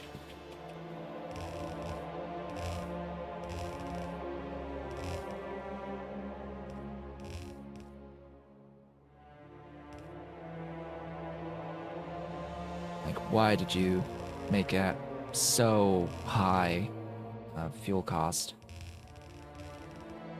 Like, having the building is fine. In fact, someone literally paid Pyanodon to build a glassworks building.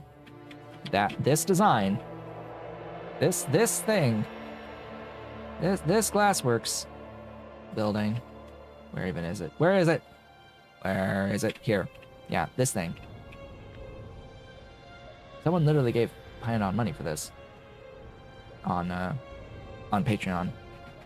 They paid for this to exist. But at the end of the day, it was, I think, King Arthur that determined what the fluid fuel costs would be, what the consumption rate for power would be on these buildings. And yeah, excessive is what they went with. In their infinite wisdom, they chose violence.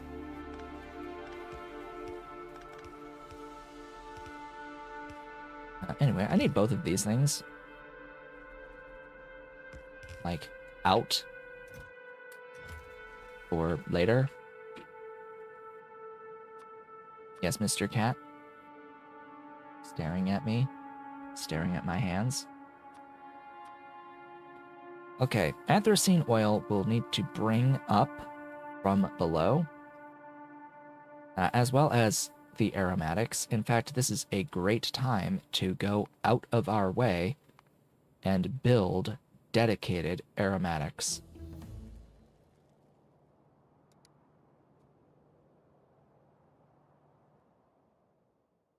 Yes, I think it's time. Oh, hey, we could actually just go straight for fish upgrades. Ha. Ha, ha, ha. This doesn't unlock anything for me. Let's keep going on mycology and phagogy.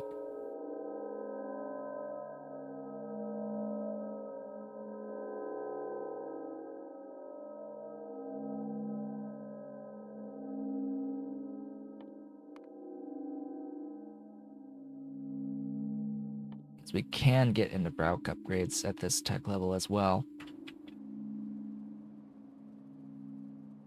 The upgrades, though, are last on my list of things to research, so let's keep that in mind.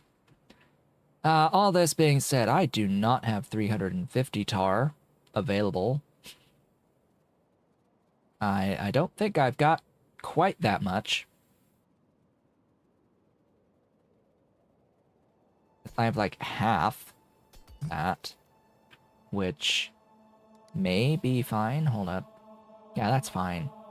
That's totally fine. Here.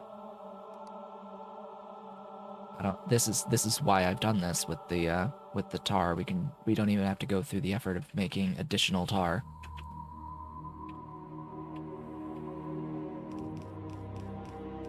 We can just aromatics here from the tar.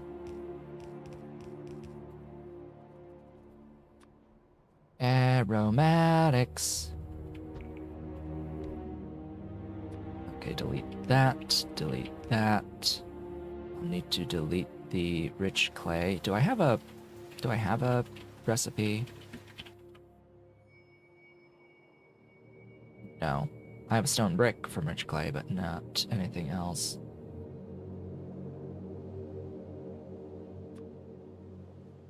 That needs to be voided.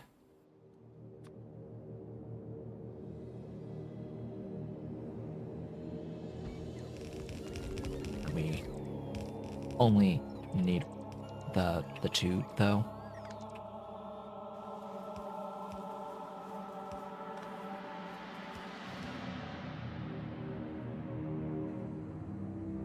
You come uppies.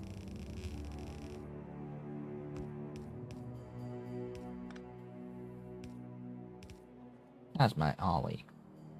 How's Ollie cat?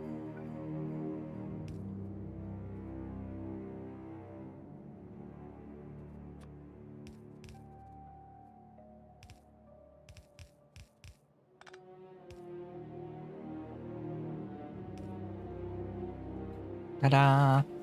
Aromatics. Have I built pressure pumps? Yes. I need reformer. I need multi-purpose cracker. And I need heavy oil refinery. And I need titanium.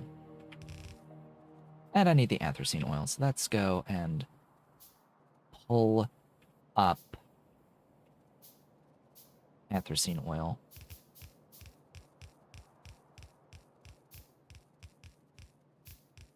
That is the next item on the agenda. Oh.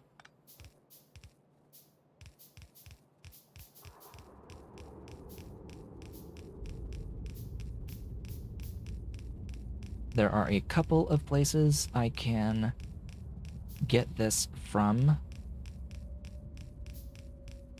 And I may as well grab it from both of them.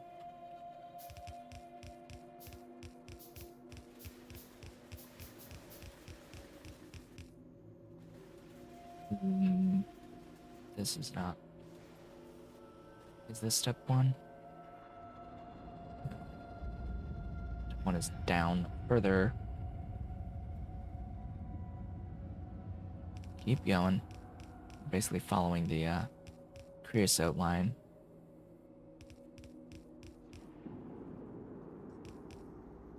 Okay, over here. Currently, we get rid of all of the anthracene. But what I need to do is overflow the anthracene and bring it this away.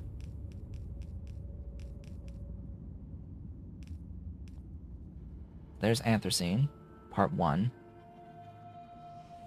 Anthracene is made directly from this recipe, making pitch, and then the processing of the pitch. Those are the only 2 places we ever can get anthracene. No other process gives us anthracene.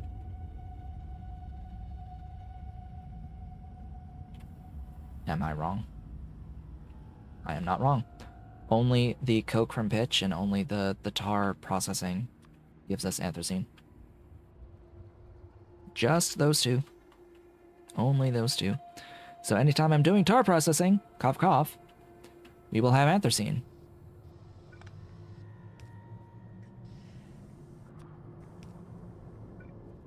And therefore, I need to run pipe from here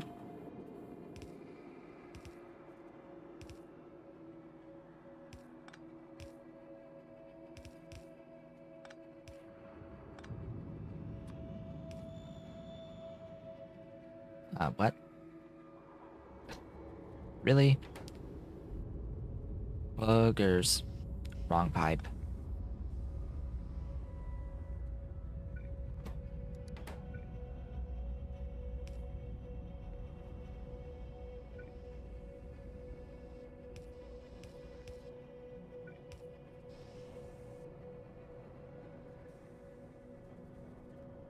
I will need that flame, but not right now. So where's the... you?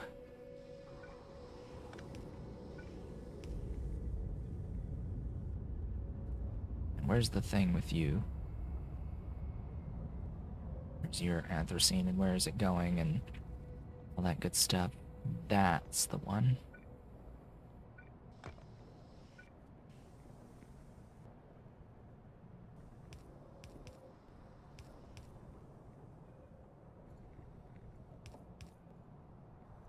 Sorry, what? Again?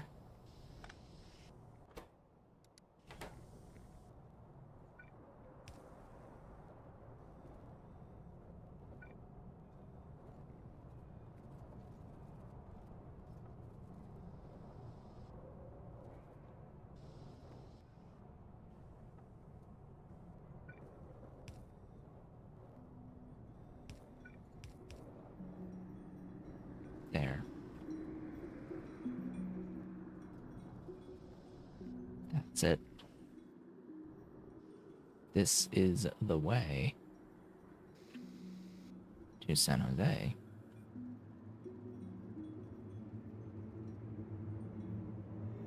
Let's get this going. Rubber's being pretty quick this time around.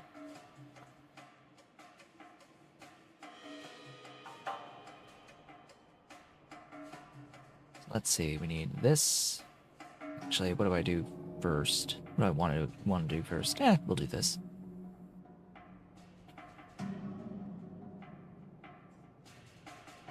No, we'll do this because it's this thing. It's the stuff. Get the tractor, water, dude, and bro. Still don't know why that mod isn't working with the Omni tractors. Oh yeah, you make steam. Goodbye, steam.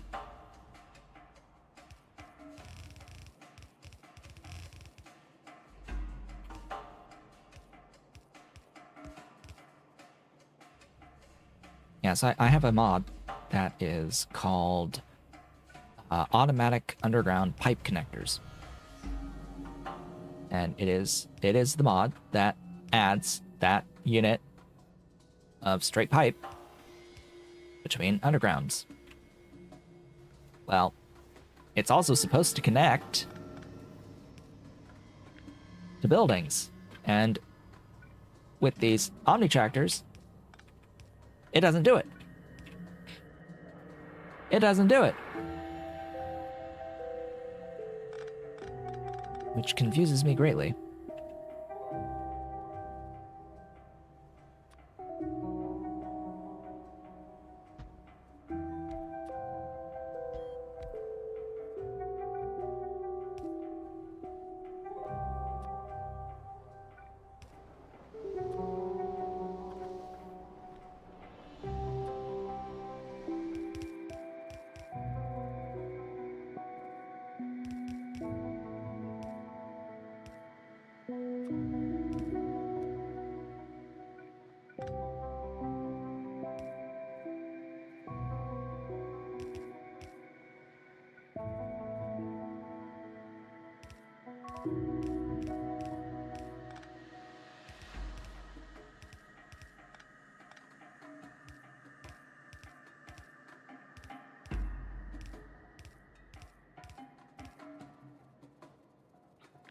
I'll need at least 2 times this. Maybe. Well, we'll see. I'm trying to limit all this stuff, actually. You. I will need latex.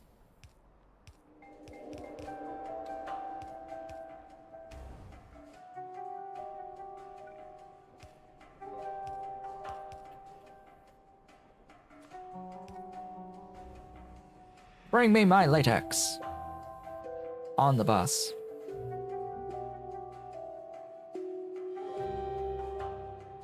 What is a good line to draw?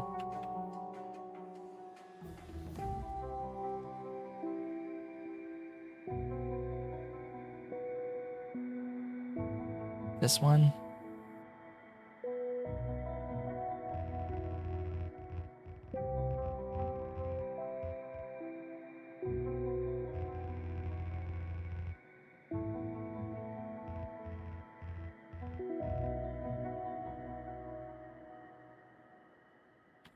Went a little too far, but that's all right.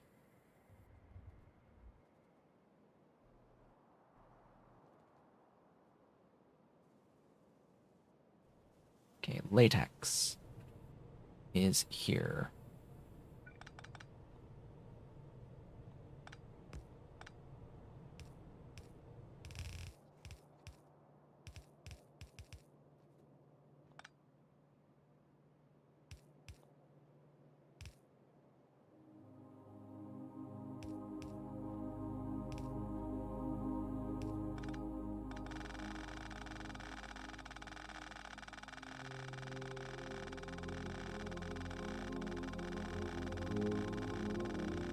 Went a little too far. There we go.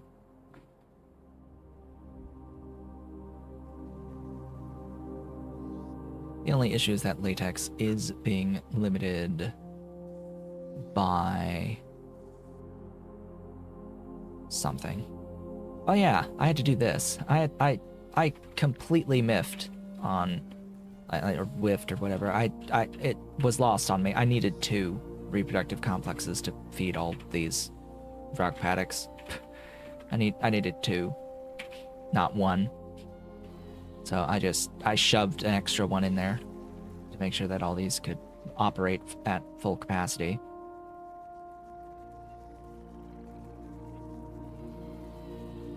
Also, it would benefit me greatly to at least keep a stack in there. And that is what is limiting my latex. It's just the Rauk formic acid.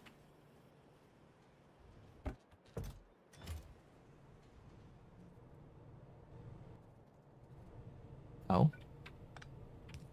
There you go. And then I need a line for the rubber to bring the rubber down to feed the thing. To feed the thing. Yes, the thing. The glorious thing.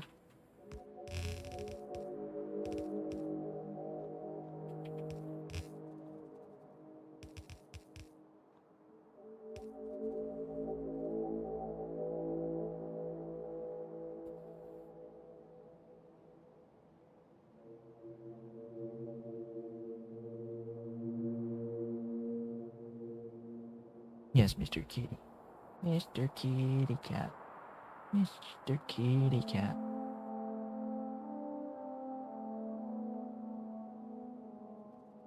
Oh. Boogers.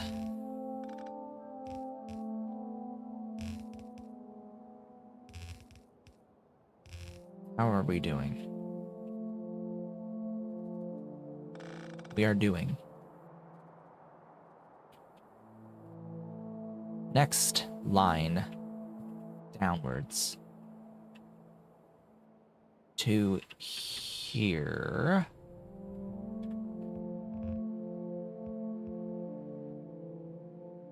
Boogers.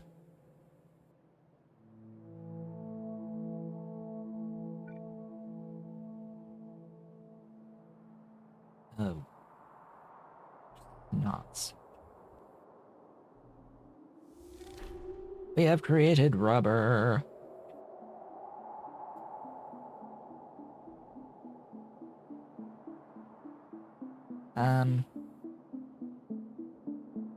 Stupid thing is in the way.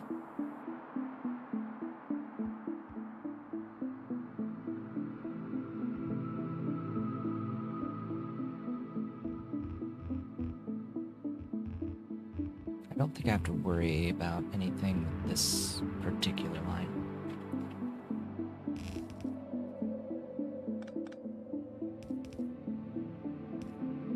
Here we go. Rubber, bubber. We've got all our rubber.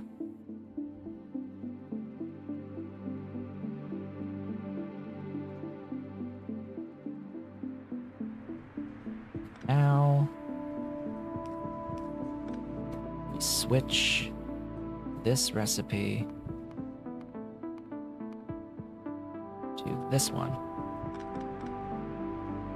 And I can get rid of all of this. Get rid of that guy, these. But not this, because I still have the ash to clear. Ah, right. That is correct. I need to provide it with fuel.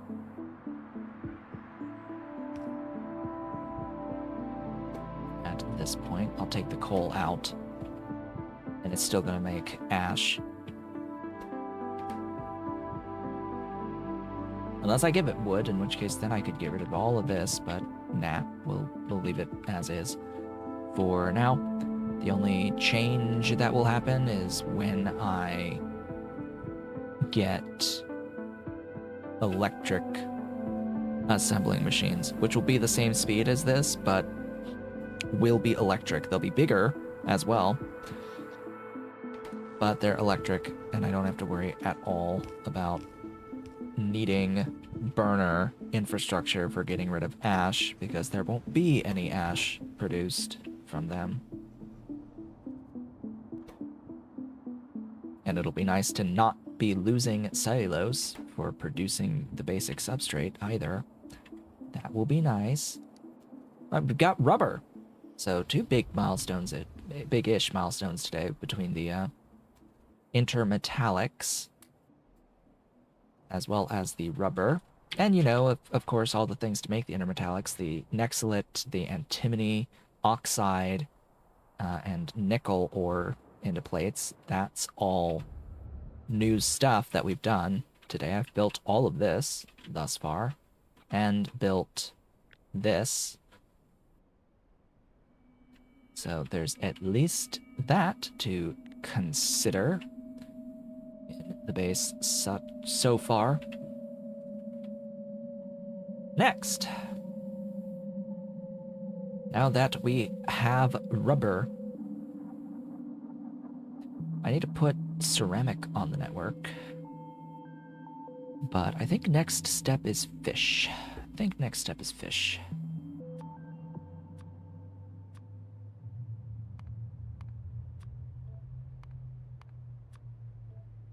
Fish for fish oil. And I'll want more than this for fish oil. Oh yeah, and I need grade 1 tin for the phytoplankton. I have salt into saline access. So that is nice, really nice, because we have infinite access to salt directly from Omnite. Because for whatever reason, we can make salt from Omnite. I'm not exactly sure why. I mean, I get it because we can mine salt.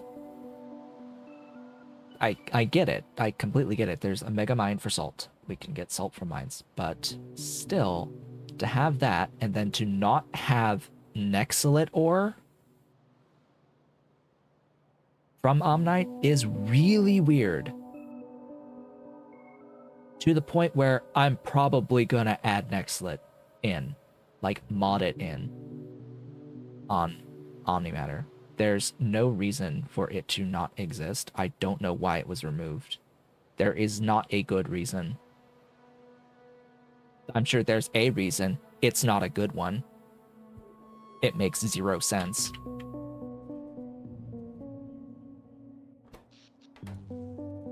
I think it should exist, and if there's an issue, balance-wise, the solution is unlock it later, not remove it completely.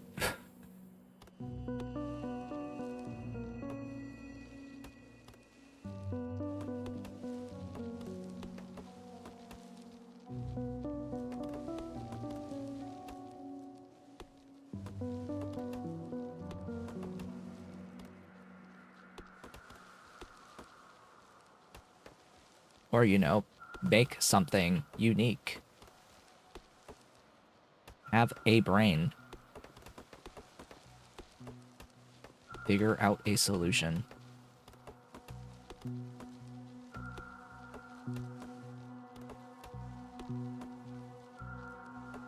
Use those big brains. Make something interesting and fun to engage with.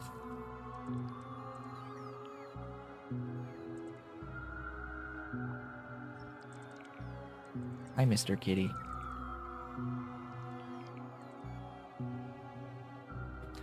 So how are we doing? Doing okay? So far? Everything nice? Glad I got to watch the SpaceX launch of Super Heavy. Spaceship, Starship, Super Heavy.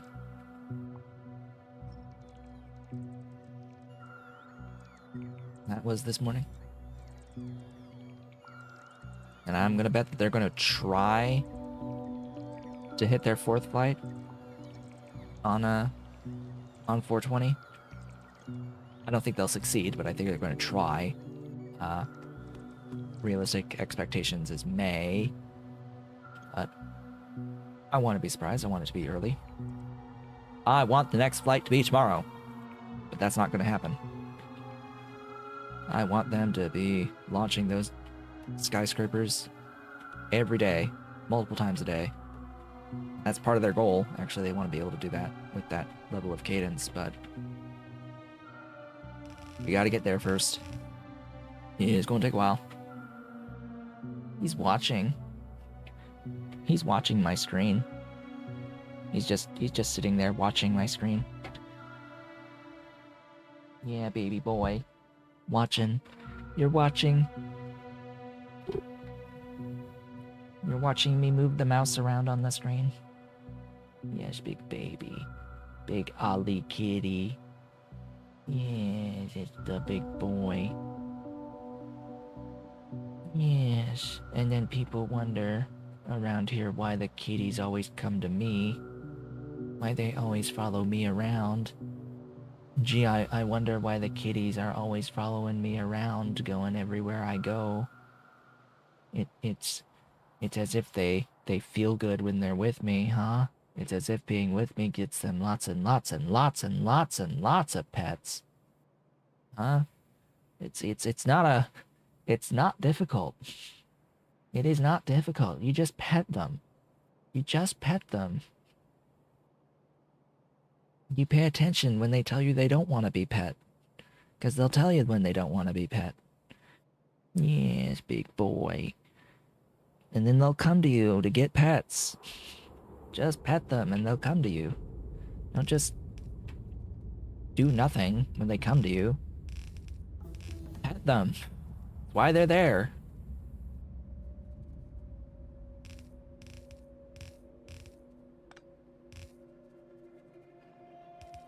They absolutely have ulterior motives.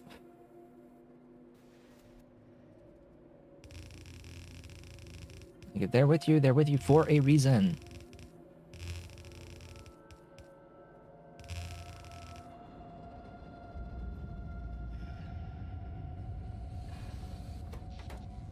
Alright.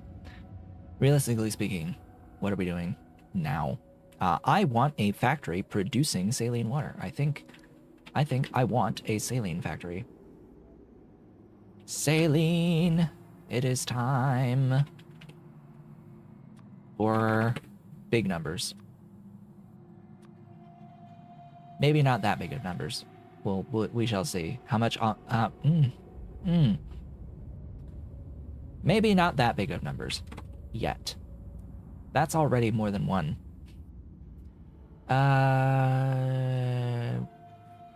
200 is 33. 175. That's better. That's better. Still only 4 washers. The issue is the number of Omni tractors. Like, oh yeah, 96 Omni tractors, huh? I'm looking for something that I can. Oh, now he's on the back of the chair. Where are you going? Where are you going? Going up? Going up top? All right, cat hath left my desk. He's gone up on the back. Up back there, there's a stack of boxes on top of a table with a pad, with a little pad place for the kitties to sleep on. It just sits just below the edge of the back of the bookcase behind me, media case behind me. So they've got a vertical wall that's about, yay high, enough to put their back against, which is the most wonderful thing in the universe for kitties. They want a hard, flat, vertical surface to put their back up against when they're sleeping. That's why they like being next to me here. That's why they like this spot here, because, well, there's this big flat vertical surface called a TV next to me that's also happens to be warm. So it's a 2-for-1 deal there. They absolutely love being on the desk next to me, and then it's next to me, so they get their pets too. It's like, oh great, it's like the most fantastic spot for the cats. They love being there. So long as the surface is something that they like having. I don't think they liked the pad that was here on top of this towel. I think they prefer the towel. Yet he's back there on the same type of pad up top. It's like, okay, do you not like the pad, or do you like the pad? Because you go up there, you're on that pad. But next to me, like, they disappeared from next to me when I put the pad there. The amount of time they spent there went way down. They still spent time there. It just went way, way, way down. By like at least half. I was like, oh, well, I guess they don't like this spot. This thing. And I've removed it, and it's just the bare towel. It's like, okay, well, I hope you like just the bare towel.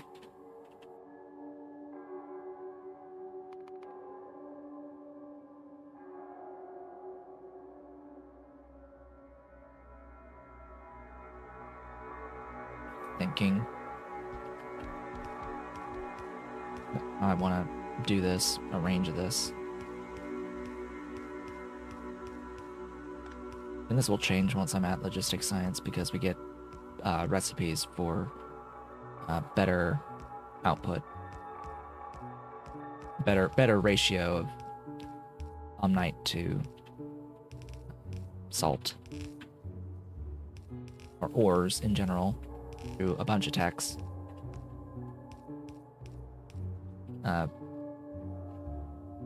Does it go to the 1-to-1 at this point? That's niobium. I need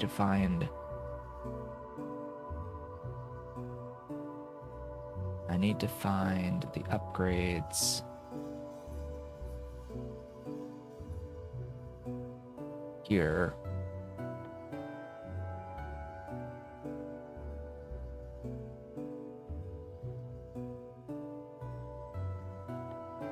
That goes 12 to 9.9. Great. So there's another layer after this. There is one layer after this that makes it better than 1-to-1. And never exactly 1-to-1, which is even, like, better, I guess. Caps at 6, where it's 13 from 12. And I hope that these are productive recipes. They are. Confirmed.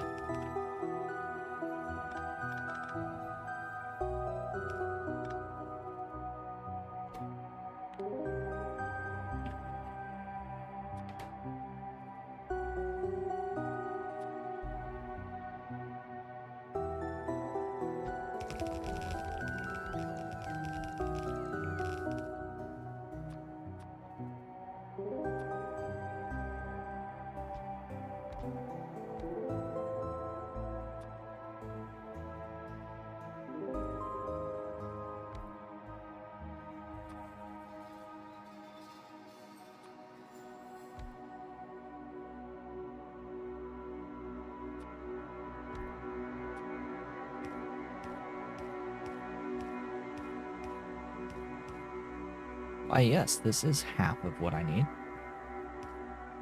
I know.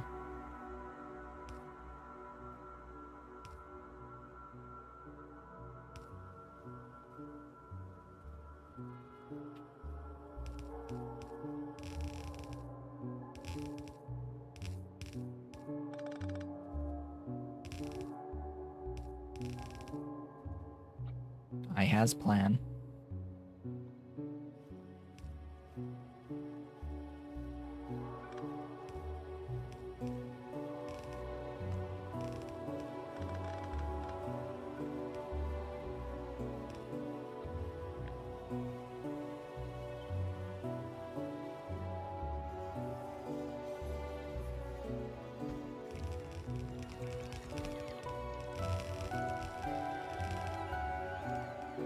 That was plan. See? Plan. Plan hath come to fruition. Only thing here is that this is way more of these guys than I need for each segment. 4 only produces 3, which basically means I only need the 2 of these, because I can avoid 3.3 repeating here. So I'm going to make this adjustment. I will absolutely make this adjustment. Would help if I didn't get rid of everything.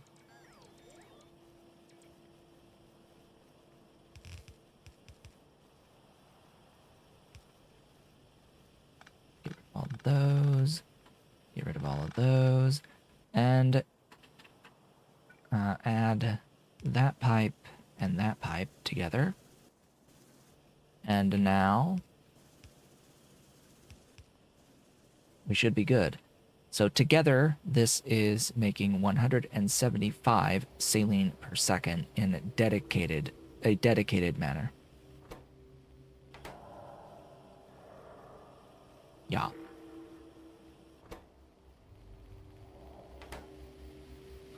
All right, 8. I do need the other. Whoops.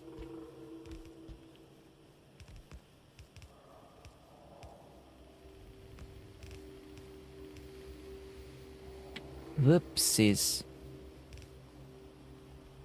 Alright, that works now. That will do. And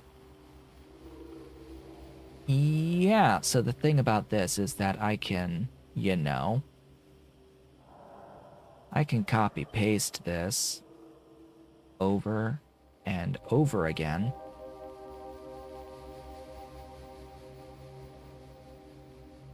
I'm thinking doubled.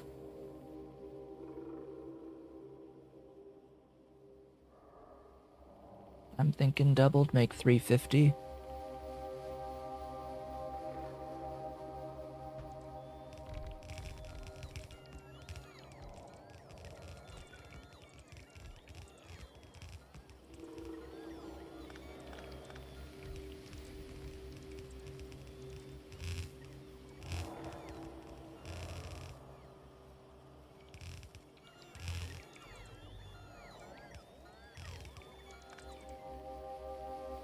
Get in here. Get in here.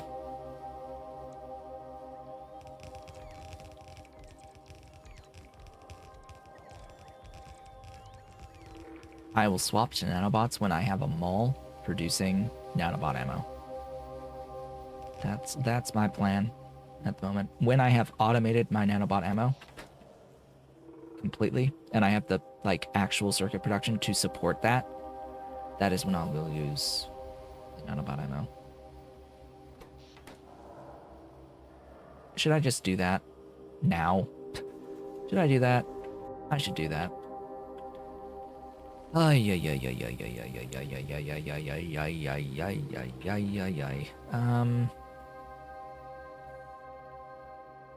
Screw it, we'll do it here. We need stuffs, more than one thing. For the nanobot ammo, which is here, I need repair packs and iron sticks. Well, sticks is just iron, and then repair packs are a little bit more complex because they need air core inductors. Great. And special small parts. Ain't that wonderful? Wait, what?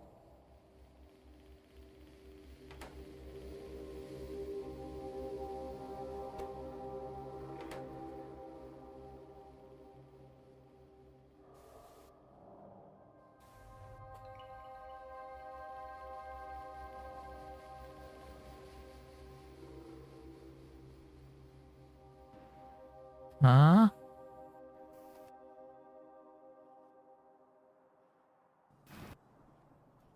For the life of me, I thought that needed circuits for the Constructo ammo.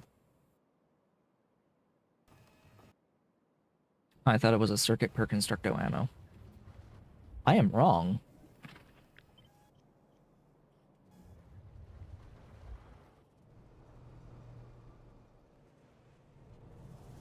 I needed circuits to build the emitter. That is absolutely true. But I thought I needed to have, like, the circuits for the production of the things.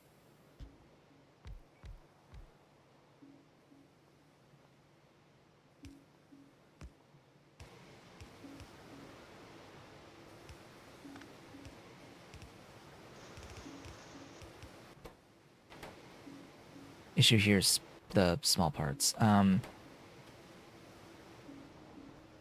Do I small part? Do I small part factory? Riding on the bus? Or do I just like go here, be like, okay, just make small part? Make bolt and thingies, bolts, gears, sticks.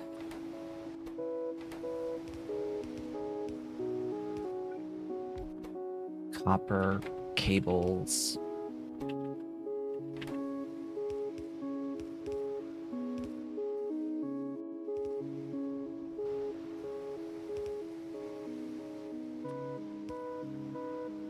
All this makes ash, it all needs fuel, etc., etc., etc., etc., etc. Oh, that's... what the frick? Bolt. Bolt. You be bolt. Alright, need iron, need copper. And that's it. Iron and copper.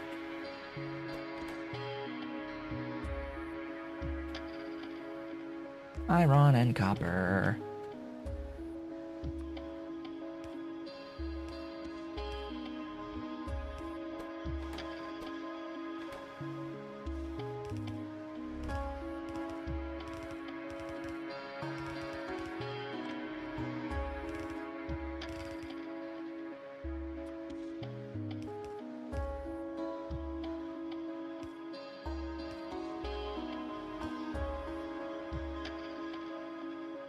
Fuel.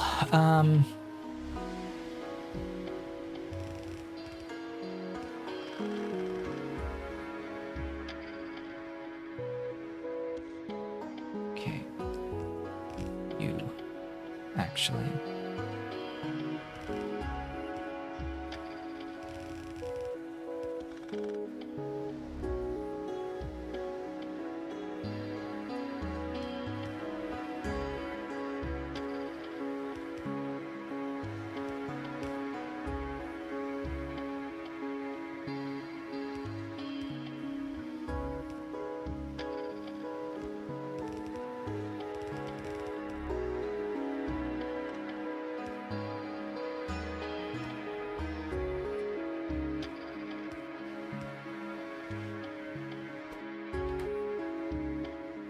Oh yeah, you.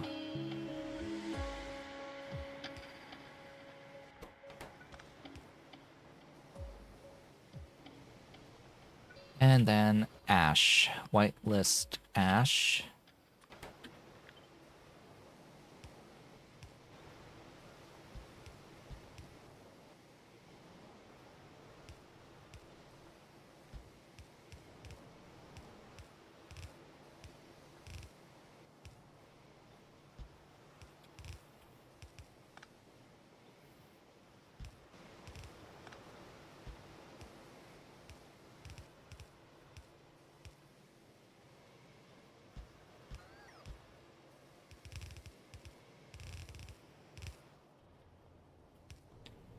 Stack it. Void it. Do I have voiding anywhere close by? No. Of course not. Why would I?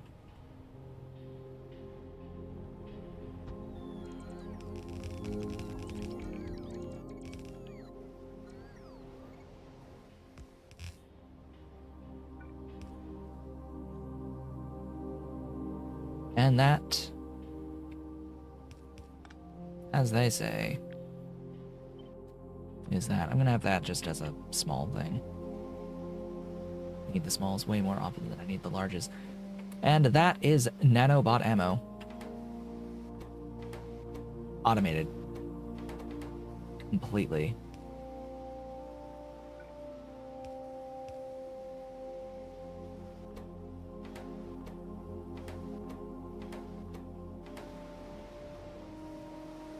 It eats all of my iron production in the entire base. It eats all of it. I have a total of 3 iron plates per second right now. Grand total 3. This will potentially eat every single unit of it until it fills up this box, and I'm going to be constantly grabbing from this box, so I will never have iron again. Pretty much. Anyway, next on the list would be fish. Another thing that will destroy all of my iron production and copper production and glass production, for that matter.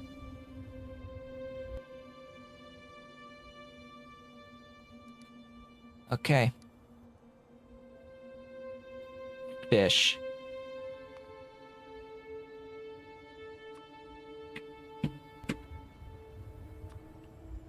Not that kind of fish.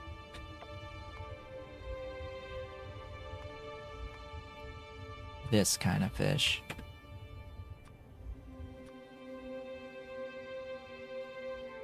This kind of fish needs biomass.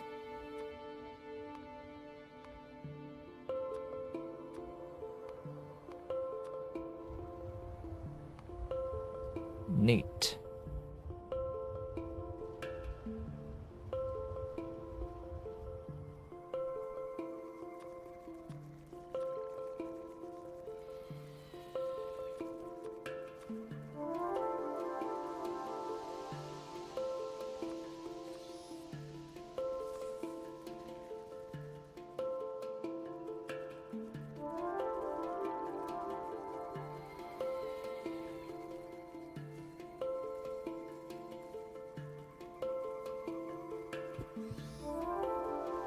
Neat.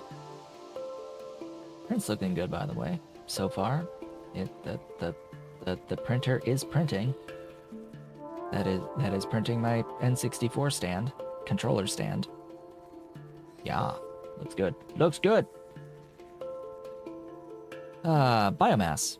Where am I going to get this from? What am I going to get this out of? Well, there's phytoplankton being made here, so may as well be that. There is the phytoplankton.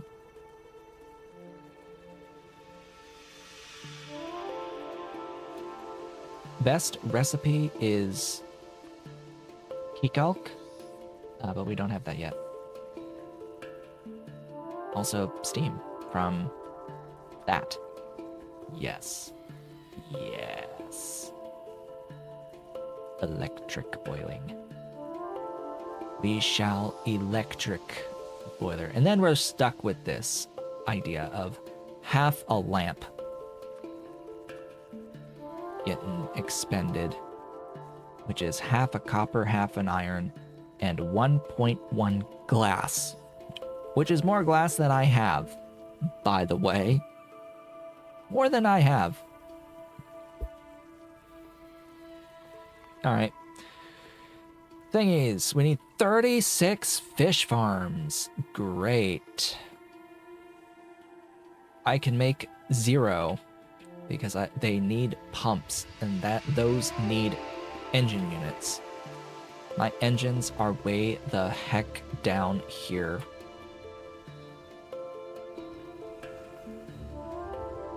All the way down at the bottom. Now, this is a great opportunity to scale my iron, I think. I think that this is the point in which the game is telling me, hey, more iron now.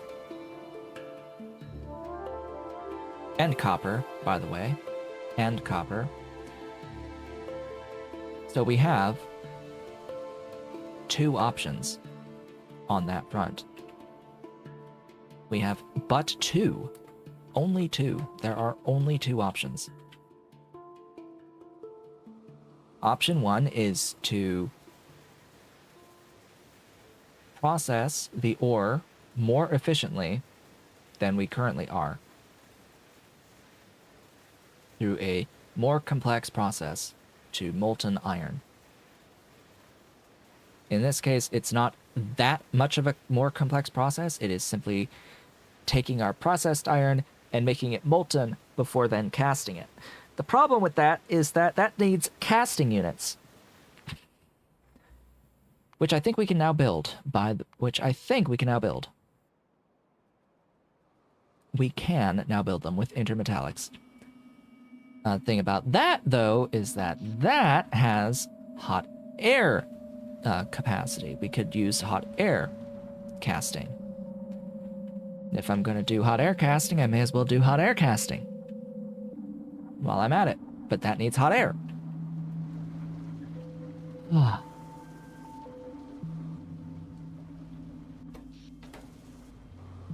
And I don't feel like doing hot air anytime, even remotely soon. Hot air. So the reason why I freaking hate this concept at the moment is that we would have to cycle the bricks and provide coke oven gas.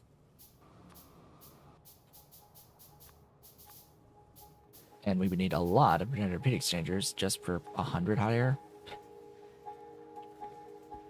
God dang, that's a lot of stuff. But we would need to always provide 66.6 coke oven gas, and the factory planner does not function with temperature-based stuff like this. It doesn't know that I can make coke oven gas from coke. It doesn't know that I can do coke oven gas from coke through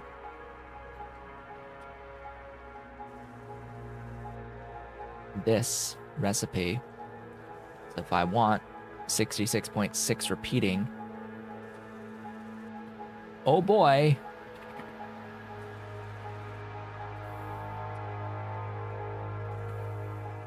You know, like 13 and a half-ish. Yeah, that'll be enough. For 25 hot air, I would have to do this and spend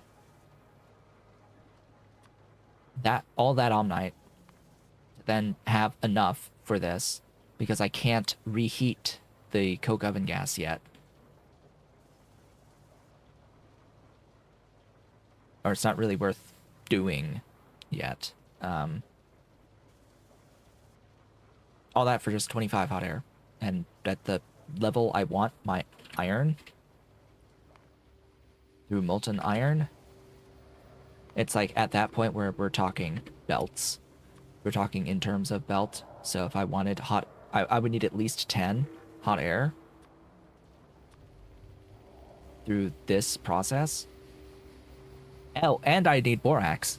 Right, I forgot about that. I do also need borax and sand castings, which eat some creosote, which are new processes. I would need to do these things. On top of having, 10 processed iron, which is more than a belt of iron.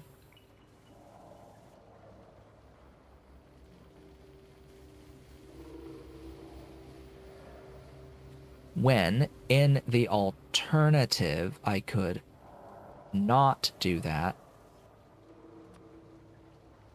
Not make the hot air. What's the, toggle? Control left click. If I don't do the hot air, then it's 20.8 iron from 34.7 Omnite currently.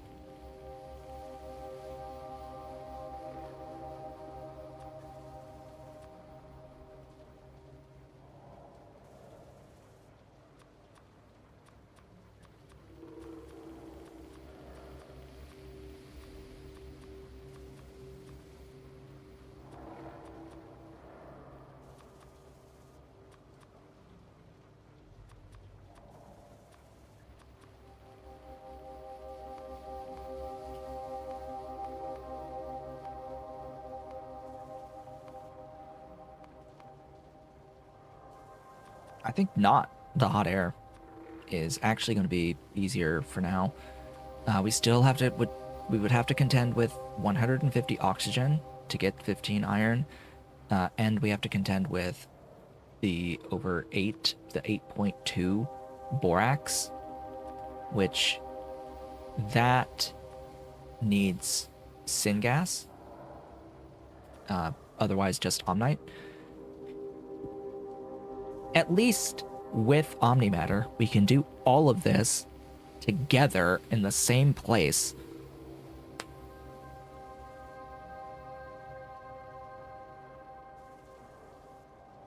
At least with Omnimatter, this can all be done together in the same location.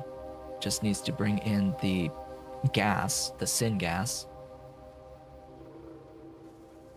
I would ideally do the sand castings separately. Bring in sand castings.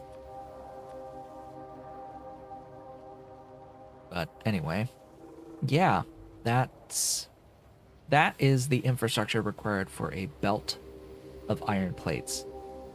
I think I want to do this.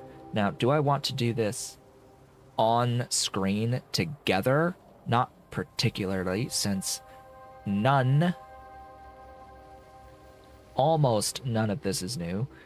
The exceptions being borax and creosote. So if we do any of that, if I want to do that off screen, what we're going to do right now is we're going to build borax and not creosote, but the sand castings, borax and sand castings. Okay, and I'll do it near this area because this is where I'm making iron anyway. So we'll do the borax part at least. Where's 8? Also, I can turn off those. So 8 of these. Inputs. Glorious inputs.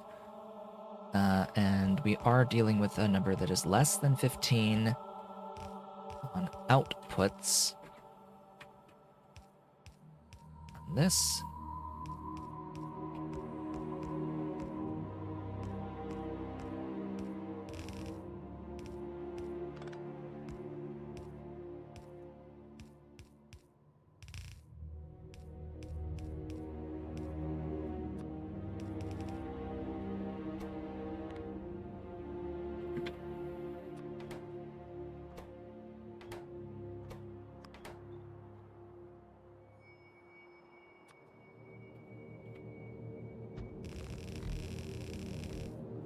Okay.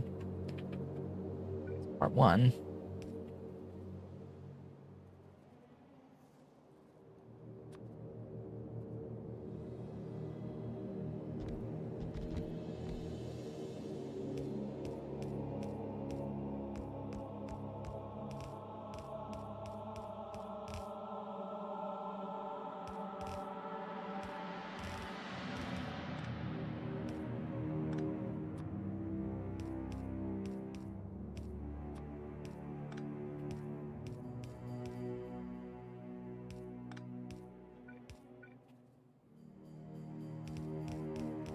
Let there be syngas. I actually know that I'm making more syngas than what I need for this.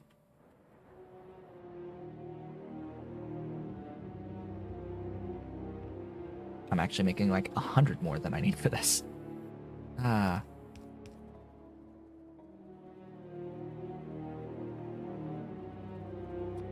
Geez, it's as if I knew that I would be needing syngas soon. Oh. Yeah, that's a slight problem. Well, we'll have them next to each other then.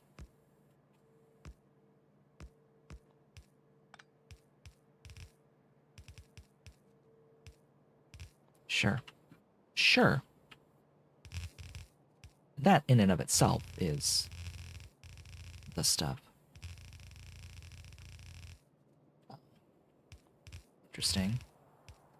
Interesting how I've done this. I do not need 2 mining drills. I do not need 2. What was I thinking?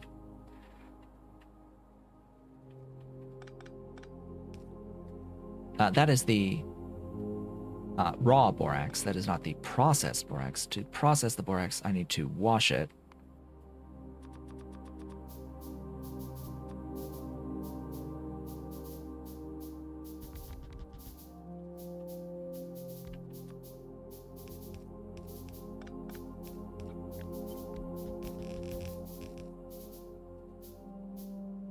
Why do I just... there. Duh. Like, why do I not have the thing blueprinted by now? Oh, I do. Right.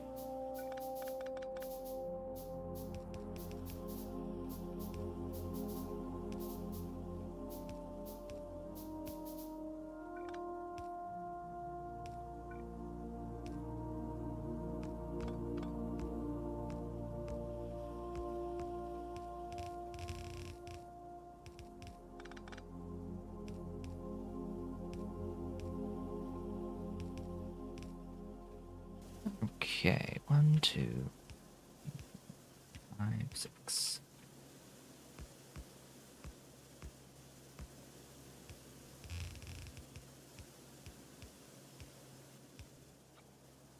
So now I can copy paste this anytime I need borax to the tune of 8.2 per second. But yeah, that's actually quite nice. Like, actually quite nice. Oh yeah, I need to add, really? Add that into the mix, so I want the full thing.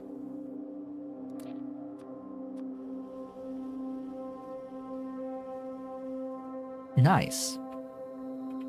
Box it for now. Glorious borax. Then there's the sand castings out of creosote. This can go wherever, really. It does not really particularly matter. I need to make our processing units.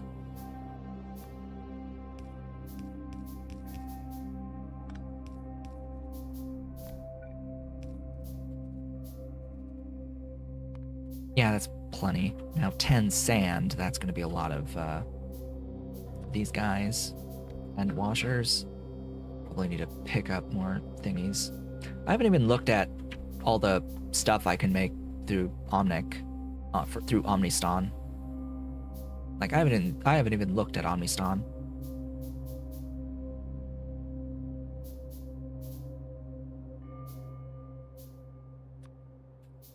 $28.8.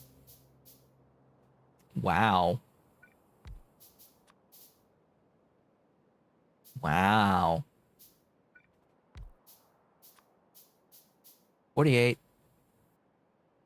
to 48, 2.8, 28.8, 28.8. Okay, so it's at least 111. So it's got that going for it. It's got that going for it. Where it's all 1 to 1. But you need steam to operate. You need pulverized omnite. You need crushed omnite, and you need nothing else. All right, how much power do we get from 28.8 geothermal? How much power does that make? Hmm.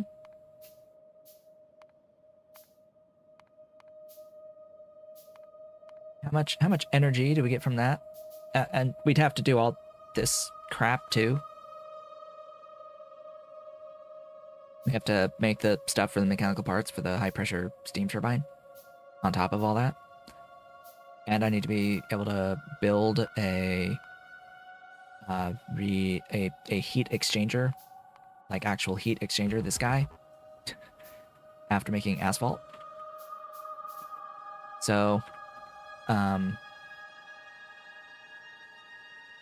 geothermal water converts into pressured steam. Where is it? Oh, it's just steam at part 1. Oh, well, never mind. It's just steam at part 1. Goodness. Oh boy. What temperature steam? Regenerative heat exchanger. That's here. God, I need iron.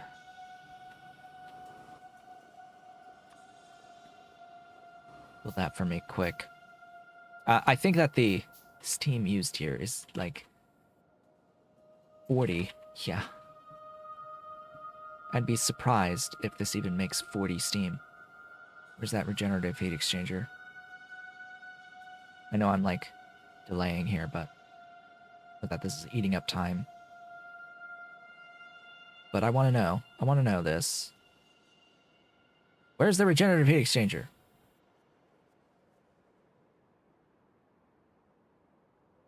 There. You. Oh, I don't, it's not unlocked. Okay. 300 from, you get half. You get half. That 28.8 makes half in Steam. Are you kidding?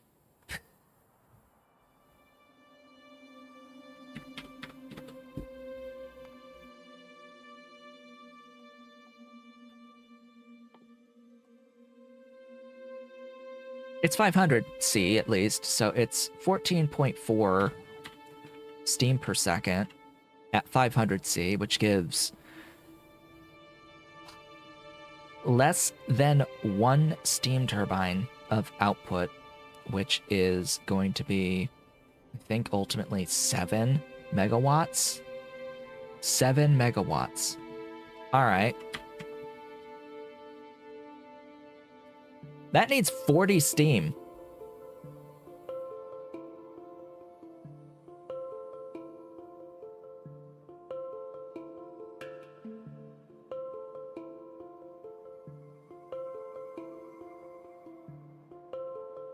Yeah, that's not going to be power positive under any circumstances. So that there was a question about whether or not this was going to be able to get power. No. No. And now we know the answer to that. Absolutely not. That is not happening in a billion jillion years. Not at current tech, anyway. That is not power positive. Not in the slightest. Can that even be remotely considered power positive? Anyway, I need like 10. Which each, yeah, that's a lot. 7.5.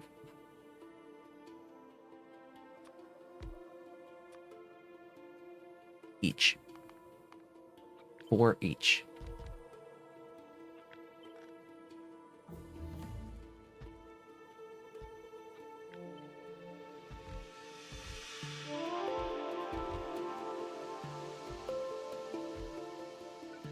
I still need 2 more.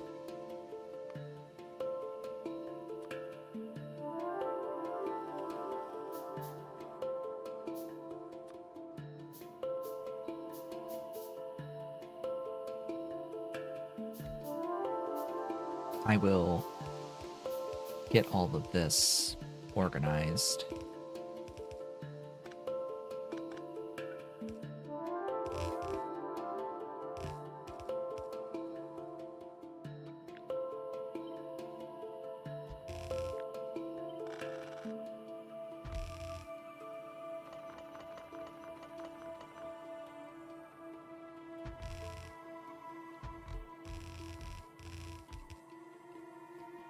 Better.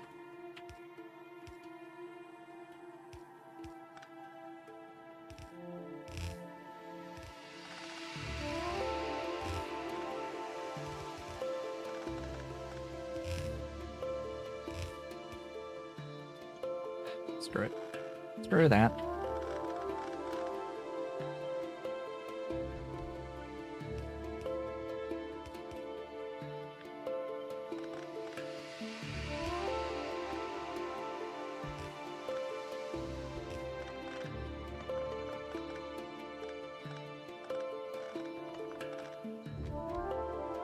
Better.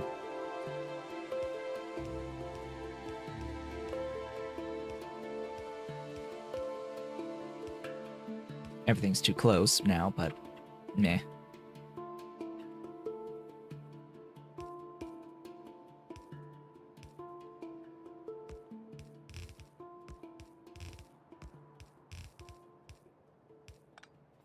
How much water?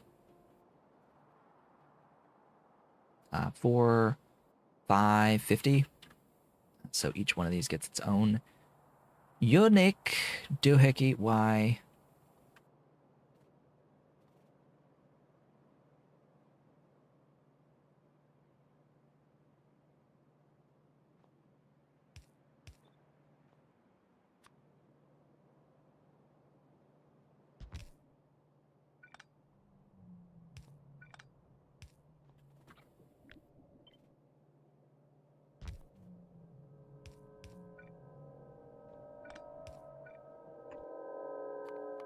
I need water wells.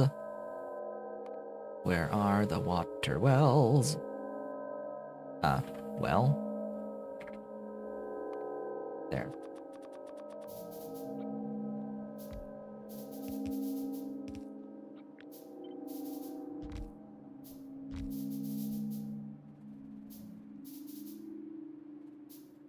And we need void.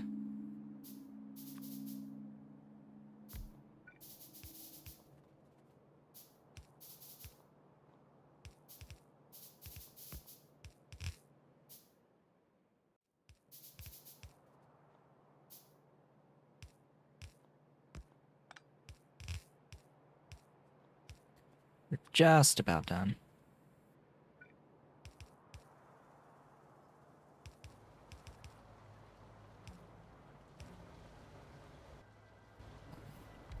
Yeah, there.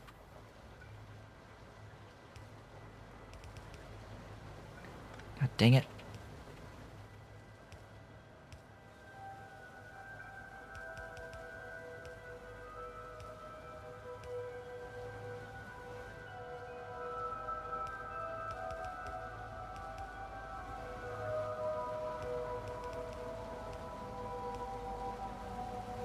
Okay. That is that. We've got sand castings coming in. Huzzah. Ain't that lovely? I likely will need more power, but yeah. That is, as they say, that. So now I will off-screen complete the rest of the scaling of the iron. I hope I will be able to do that anyway.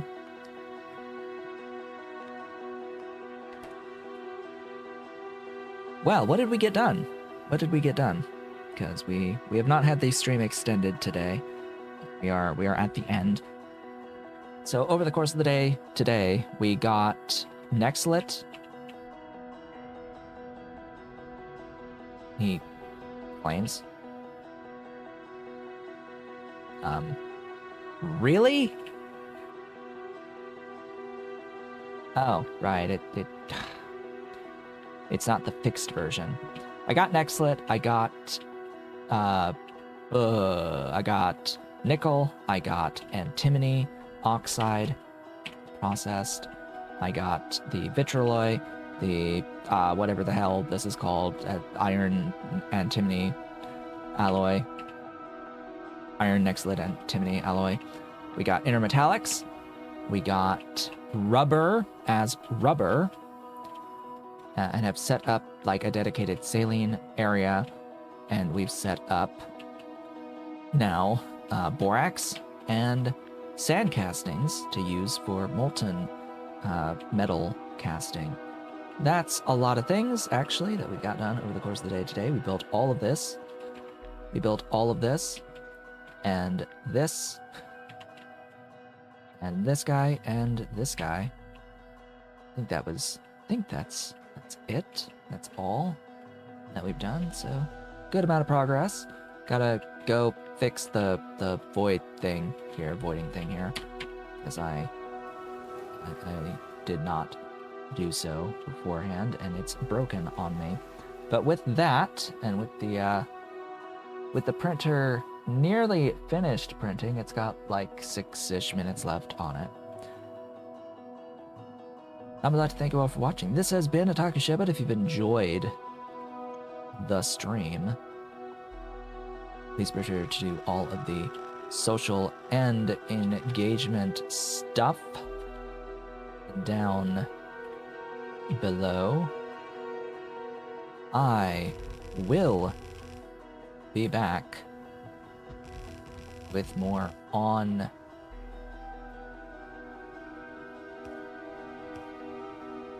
Sunday. With that fixed now. Huzzah. I hope to see you all then.